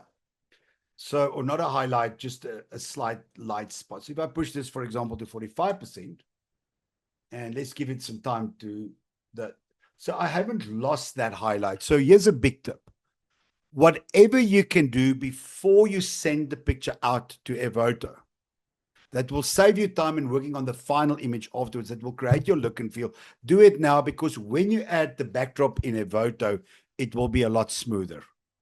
Okay. I hope that makes sense, guys. Yes, that makes sense. Yeah, it does. So now, Yeah, now that I've done this, it makes sense. something very important, lekker Maluti Ataba. So you see, I lost that detail here. So that was an expressive shot. That was an expressive shot.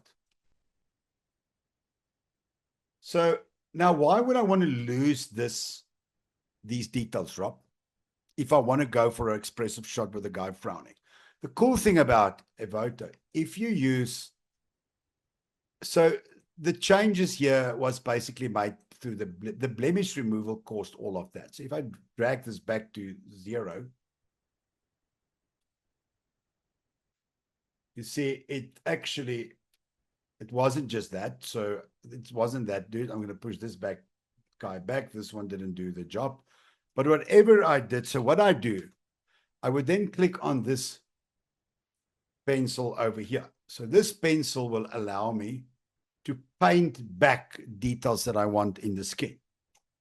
So I'm just going to wait for my brush. It takes a while, and use that softness at very low, and I'm just painting this part back. So if I brought in anything there, so you see I mispainted. So I'm just going to go, and you can go a little bit over the edges. It's not going to cause any harm in this picture here, because I'm not painting back the backdrop. So there we go. So I'm painting back some of this detail here. And then if I click here on the plus sign, if I went over the edges too much, I can just paint that back a little bit. Again, I want to have that size big. The bigger it is, the better the feathering is going to be. And then I just paint that back there. So now if I click on OK, you see now I haven't lost any detail here. So whatever I painted over here is now retained.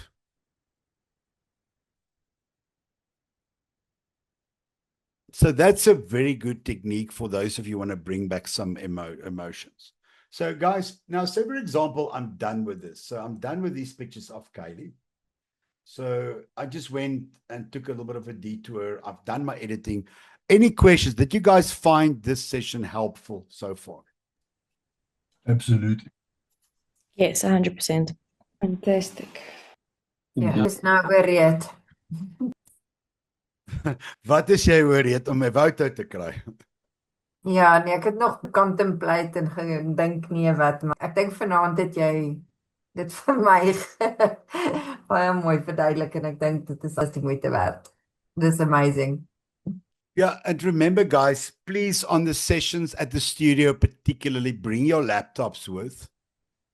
Anina, you missed out in the beginning. We added just so much to the studio. You're going to love the studio. We need you to come back because you haven't shot there for ages, but we have continuous light setups now for you guys, which will, particularly those of you who don't always want to shoot with flash and want to just bring in natural light. And this particular technique that Riet taught us with this big scrim was such a blessing to see her do that. You know, just that soft window light that I know will, because in the back of my mind, and you know, I see you creating these very soft, fine art, children type of portraits. I know that the photographers you follow have that look and feel. I looked at their work. Okay. Yeah, dis reg. Yeah. And you can very much, and I forgot the photographer's name, but I just thought I just love that. Almost like a cinematic, hazy, soft, low contrast kind of portraits, which is absolutely beautiful with beautiful color toning and that. But anyway, so am I right? Is my memory still with me? Ja, nee, jy's 100% reg. Ja, ek is verskriklik opgewonde om weer bietjie. Ek dink dit is wat my teruggesit het met die studio is the lighting is heavy and it's lump and I don't feel comfortable moving them and don't feel comfortable the setup. So always looking for something a little bit more easy, bietjie meer elementair. So yeah, And a one light setup, like with this case, where you just needed maybe one other light that we used. You bring in another light. You can see it in the pop of a hair here from behind, but very subtle, just to pop the hair a little bit, this side. So we brought in a light very subtle in right from the back, and you can't even always see it. And it's not in this shot, but you can see it in some of the other shots. I think like this one, where you can see that when she faced that light, it was actually beautiful. But anyway, so guys, now that I've done this, I'm going to export these pictures back into Lightroom. Now, this is key. So I'm now just going to take you now through my final workflow. So I hit export. And sorry, I'm going a little bit over my time. And I'm going to go custom export. So remember, I am giving you the settings step by step. I've already written most of them down for you guys with the help of AI and help me summarizing everything. There's just some other things that I mentioned today that I want to bring in for you guys as well. So I just say, well, applied effects. In other words, everything that I've applied on this picture is now added to this effect. Obviously, you don't want to do anything else. Export back to original folder, which makes sense. And when auto create a subfolder, you can add a subfolder, but remember we already created the pictures in that particular Lightroom folder, so I'm happy with having them there. And then I also want those pictures to sit on top of one another, the edit as well as the original raw. And then I say add suffix. When file name exists, add suffix. No, it's not going to play any role. And then I say replace non-raw original. That's exactly what I want. So remember now in Lightroom, if you go back here and you look in Lightroom, here's my new TIFF files, but you can't see any of the changes on them for one simple reason. I haven't exported these pictures back, but there's the TIFF file already, the one that we created. It already lives in Lightroom, okay? So now these are the ones that we now going to send back into Lightroom, and we're going to tell Lightroom Evoto to override those pictures that are already living in that folder. So I would say replace don't create a Evoto instant online gallery. There's much easier ways to use an Evoto for that kind of thing. And then image size, I just leave it at 100%. File name, I don't change anything because I told it to replace a non-raw file. So if you click on this, you see you can have other options to change the file name. And then remember, you can also add virtual copies in Evoto, which I'll show you with a different session. So obviously file settings, original format. So in other words, it will go back as a ProPhoto RGB file. It will go back as a 16-bit 240 pixels per inch file. Everything that I exported from Lightroom into Evoto, it will retain those exact settings. So when I'm done with this, and Lisa, can I ask you a huge favor? Before you edit this video, please just run me a transcription and send me this transcription at your earliest convenience. Because I want to take this whole transcription and quickly just also incorporate it in my workflow part. Okay. So and we'll call it a Lightroom Evoto workflow. So I'm setting these pictures back with all these settings. And after you've set this up, you can save this now as a preset. So I can create a new export preset that I'm going to say, well, this is called back to Lightroom. And I've already created one. I'm just doing it for you guys now. So there's my back to Lightroom now. And next time, instead of going through all this mojo, you're just going to go export and then click back to Lightroom. But I'm just going to go through here so that you guys can see the settings again. Okay, then I hit export. Now, Evoto shows me, listen, you are exporting 0 of 7 pictures. I haven't exported one yet. And if you click here on your name, you can see how many pictures you have remaining and how many I've had in total since I got Evoto the first time. And if you click on here, you can see none of them has been exported yet. So obviously Evoto takes a bit of time in prepping them. So, but there we go. So we have to now wait a couple of minutes. Questions while I'm waiting, guys? No, Donnie, not a question, just an observation. We talked about the cloud-based thing earlier. Mhm. And I just wanted to mention so that everybody understands what it's for. So I found the problem when I changed PCs. So I've gone from a laptop to a desktop, reloaded Evoto, and I thought, well, it's easy. I'll just log in and all my files and all my libraries will be there. They're not. They don't exist. They exist on my laptop, but they don't exist here. And the only way that you can re-import those is if you use the cloud function. So there's no ways to do a clean install of Evoto and then re-import your libraries. You can't do it. You've got to have them in the cloud. So that's how I'm not going to say catch you, but that's one of the functions that they offer. So just be cognizant of the fact that if you're going to move PCs, you start Evoto from scratch, or you got to opt for the cloud option and pay the money. Yeah, so for me, the best system is I make sure I do all my Evoto edits, make sure they're all exported to Lightroom so they don't need to go back to those pictures again, because those pictures are also huge, particularly if you have a big camera like you or like Lawrence, who both have 45 megapixel cameras. So particularly with you guys, you don't want to end up sitting with thousands of TIFF files that are like taking 100, 200, 300 meg per photo. And also now, when you export it now, so when you overwrite those original TIFFs, it creates that TIFF.back. So you've got two, in each of them is 200 megs. So yeah, it takes up space very, very quickly. But you guys see, now after I've done this, you see Lightroom Evoto has renamed these files Evoto. So this is actually a second file, because what happened, my file in Evoto is not in Lightroom, has remained the same. And the 7 files have been exported. Now, this is very important. So what I do now, because I still have my first selection here, I just went Control A. I say stacking, collapse all stacks. And I make sure that I make these yellow color labels. So I know these files are now have been edited, but these ones have been edited in Evoto. So now I click on all of them. I can go, if you're going to your quick develop panel, and then I add my post edit. So the post edit I'm going to add is this one that says clear default or color default. Sorry. So this is you see the ones that I add 3 stars.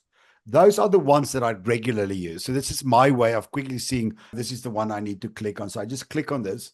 And now, because my auto sync, I was in library mode. Sorry, that was very stupid of me. I should have been in I was in library module, but I should have been in grid view to apply all of it. So I'm just going to go back, apply this. I don't know if I was in grid view. Click on this, and then all of this will be updated on. So all of these pictures are now base edited. So I you see, previously with that first import I did, Rob, I don't know if you remember, but my contrast was only 15%. Can you see now my contrast is higher? I actually now edit the picture aggressively.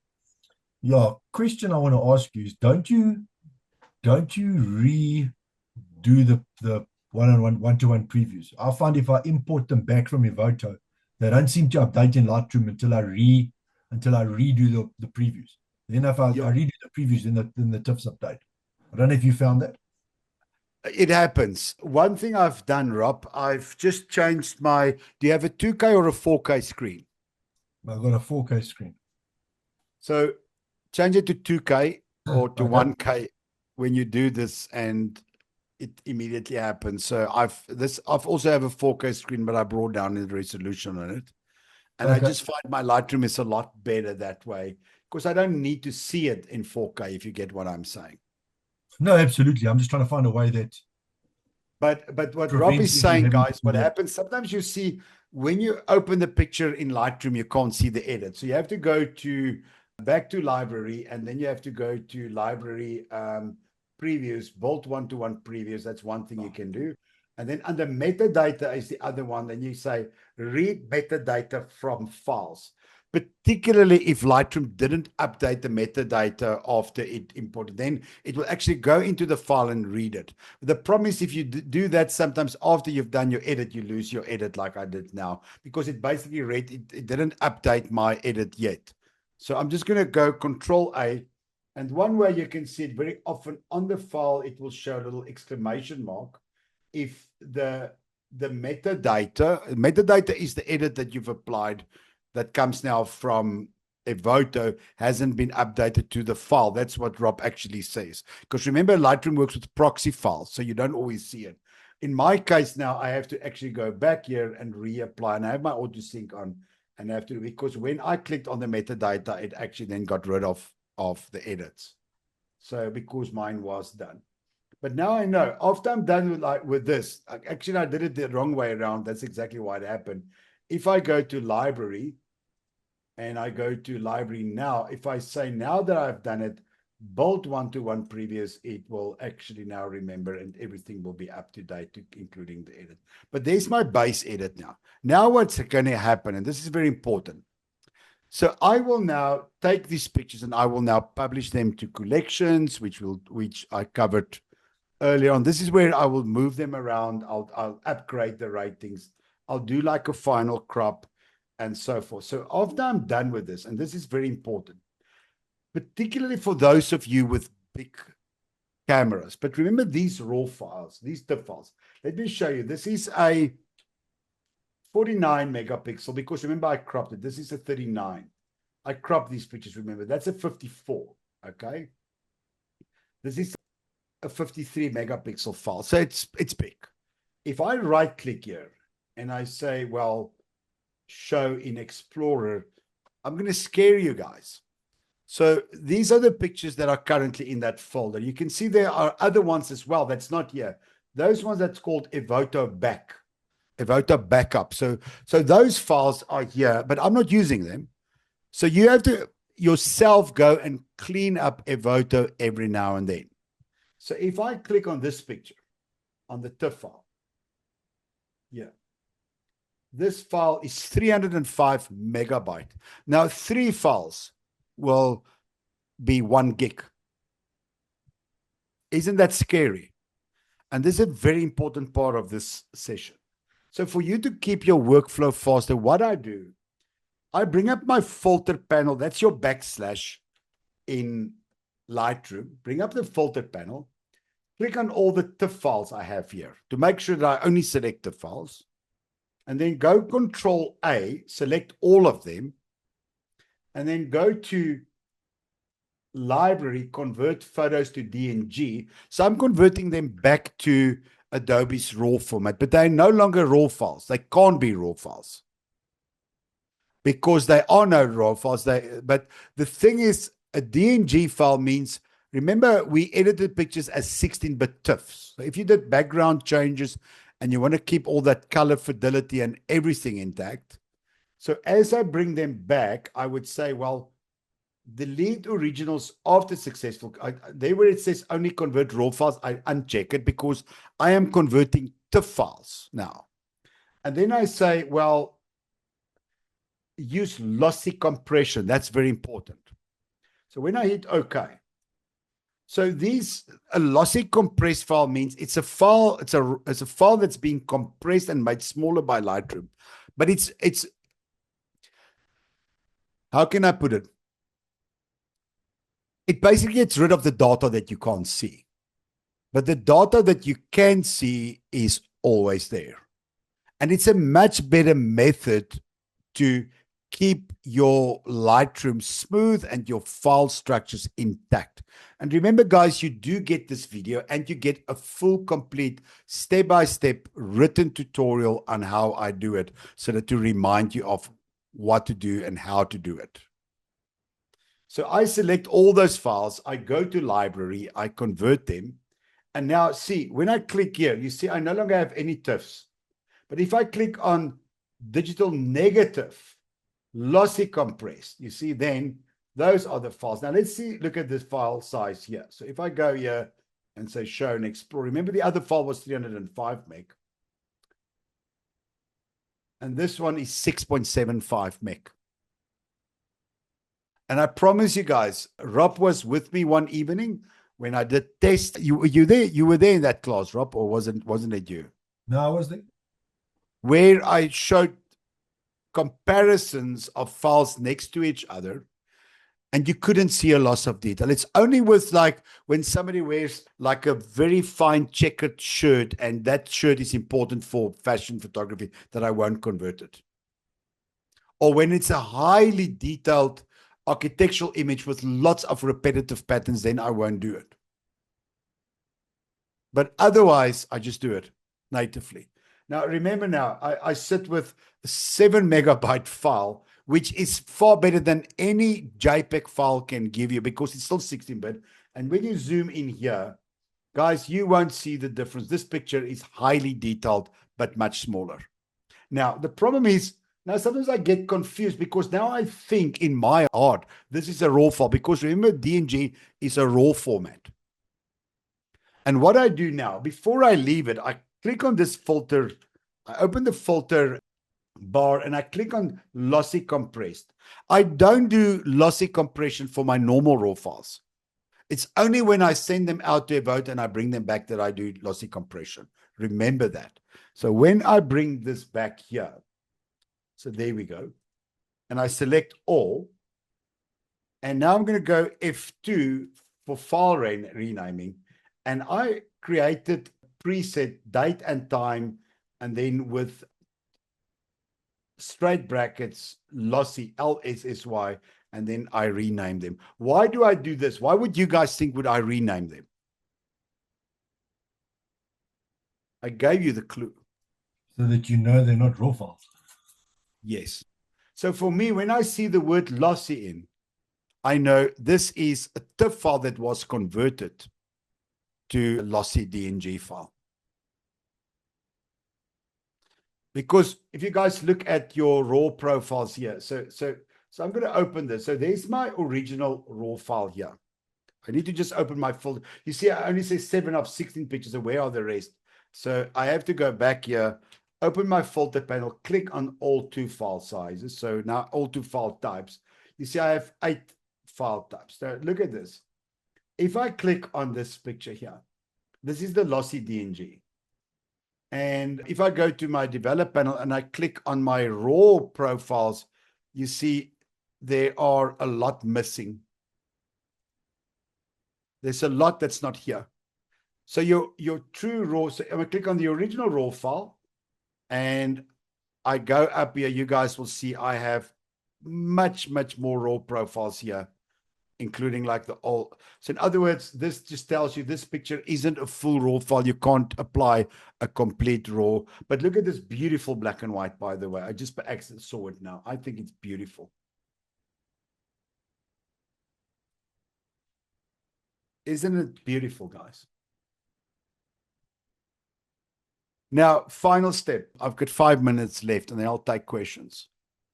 So what I'm going to do, I have now edited the pictures. I'm now going to apply my final edit. I'm not going to do it now for sake of time. I will bring in extra bit of light if I have to.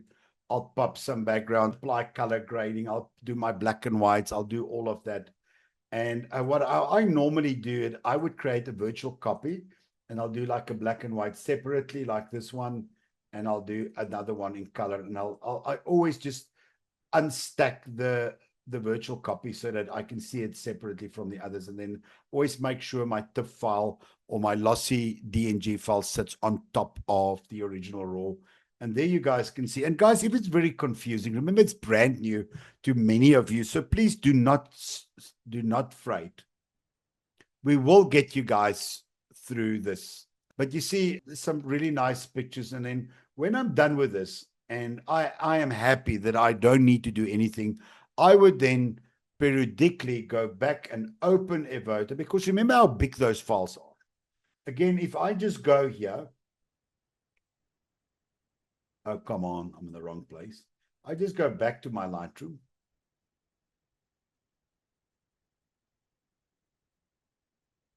And I'm just going to use this to quickly get to that folder with these. Remember these backup Evoto files? They sit here, they're chilling here. And this one is 300 meg. This one is 312. This one is 304. You can see none of them are smaller than 300 meg. That one's 44, but that's the original raw file, that's why. That one is also the original raw file. The original raw files are like 50 meg one. The lossy compressed are like 5. This file is 320 meg. It's huge. So you're looking at a couple of megabytes. There's 7 pictures times 300. You're looking at 2.1 gig minimum. Just a file sitting there that's never going to be used. So what I do then, from time to time, I just go into Evoto. When I know I've published the work, by the way, I've already edited these pictures. When I know I have published them, I select all of them here. I make sure I go to library module, click on her name, right click and say batch delete, delete from disk. Because I'm not going to re-edit that again and I just want to clean up my workflow.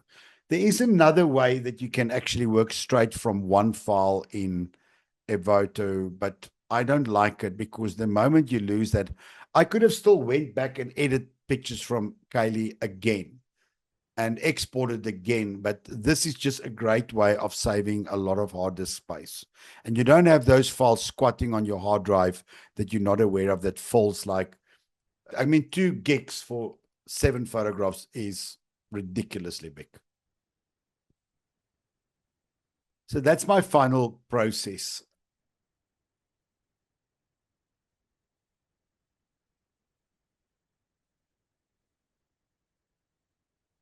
Make sense?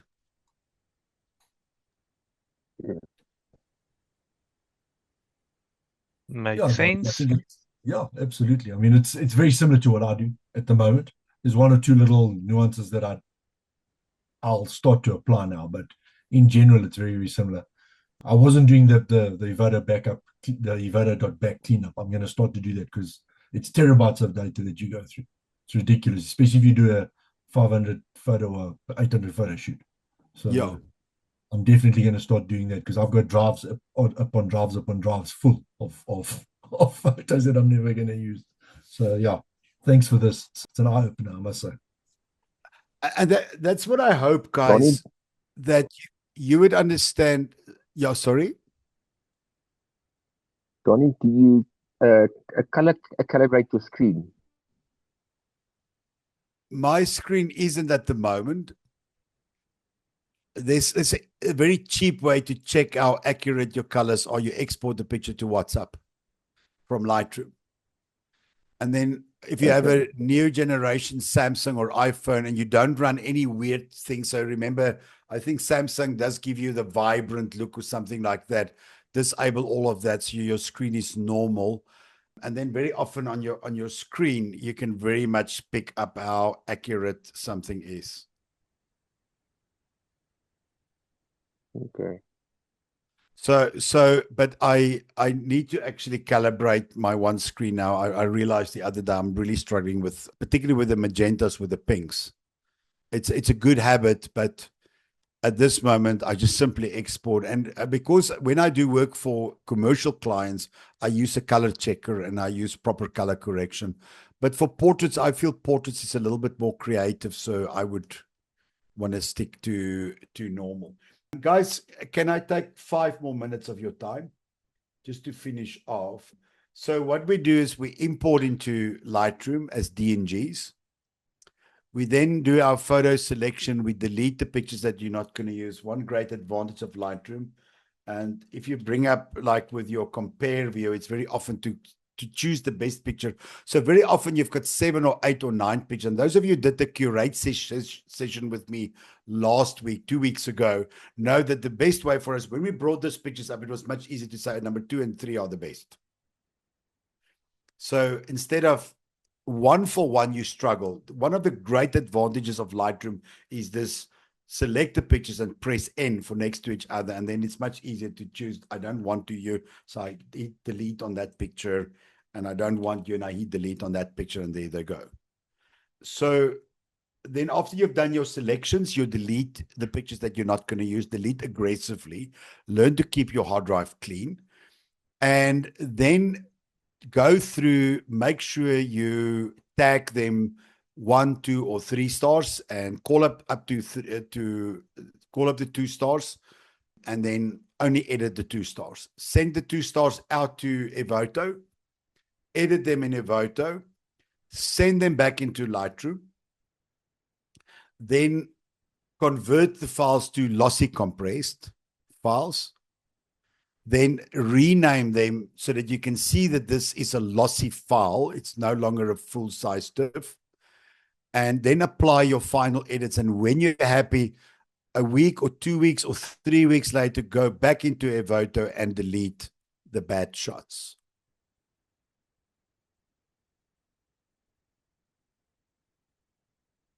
I hope that explains the whole workflow for you guys. Yeah, very cool. Thank you. Okay. So remember, guys, Evoto is the standard tool we will be using. If you are using something else, I can't always comply, but I would appreciate if everybody can start and get yourself some Evoto credits, and don't waste them yet. We are going to shoot a lot of portraits. And remember, in Evoto, the nice thing is if you re-export the same picture, you don't pay for that edit. So when you go back, for example, to some of my shots here, so these are some class examples, and I don't know what's happened. Where are those files? Oh, they're still processing. So remember, the nice thing about Evoto, you can really see all the work that you have done. And I keep these Evoto folders alive. You see, we've done this shoot on Rina.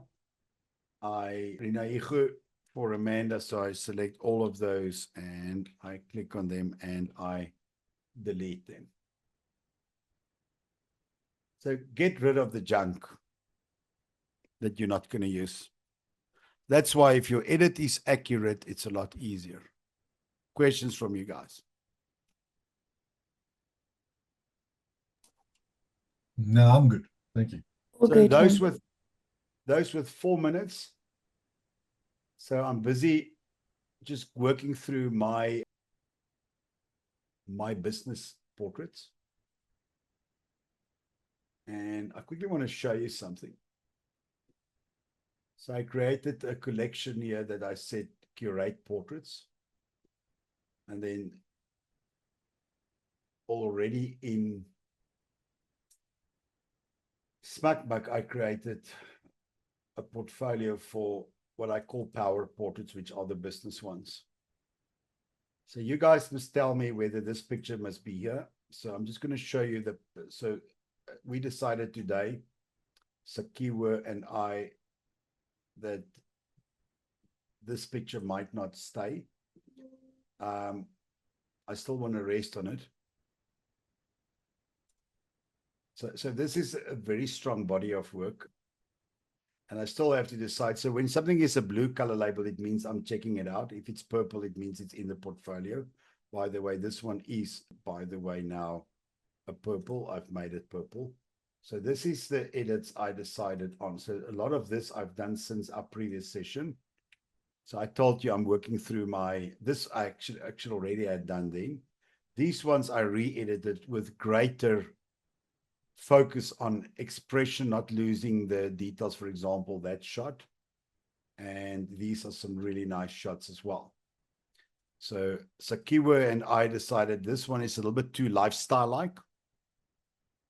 I don't know, it might work for a power portrait, but not for a business portrait. And this one, you guys must tell him, must it go, or do you think it's too casual? Must it go into another gallery? Yes or no? I think it's too casual for business. Needs to go. Needs to go. Okay, it goes. So these ones.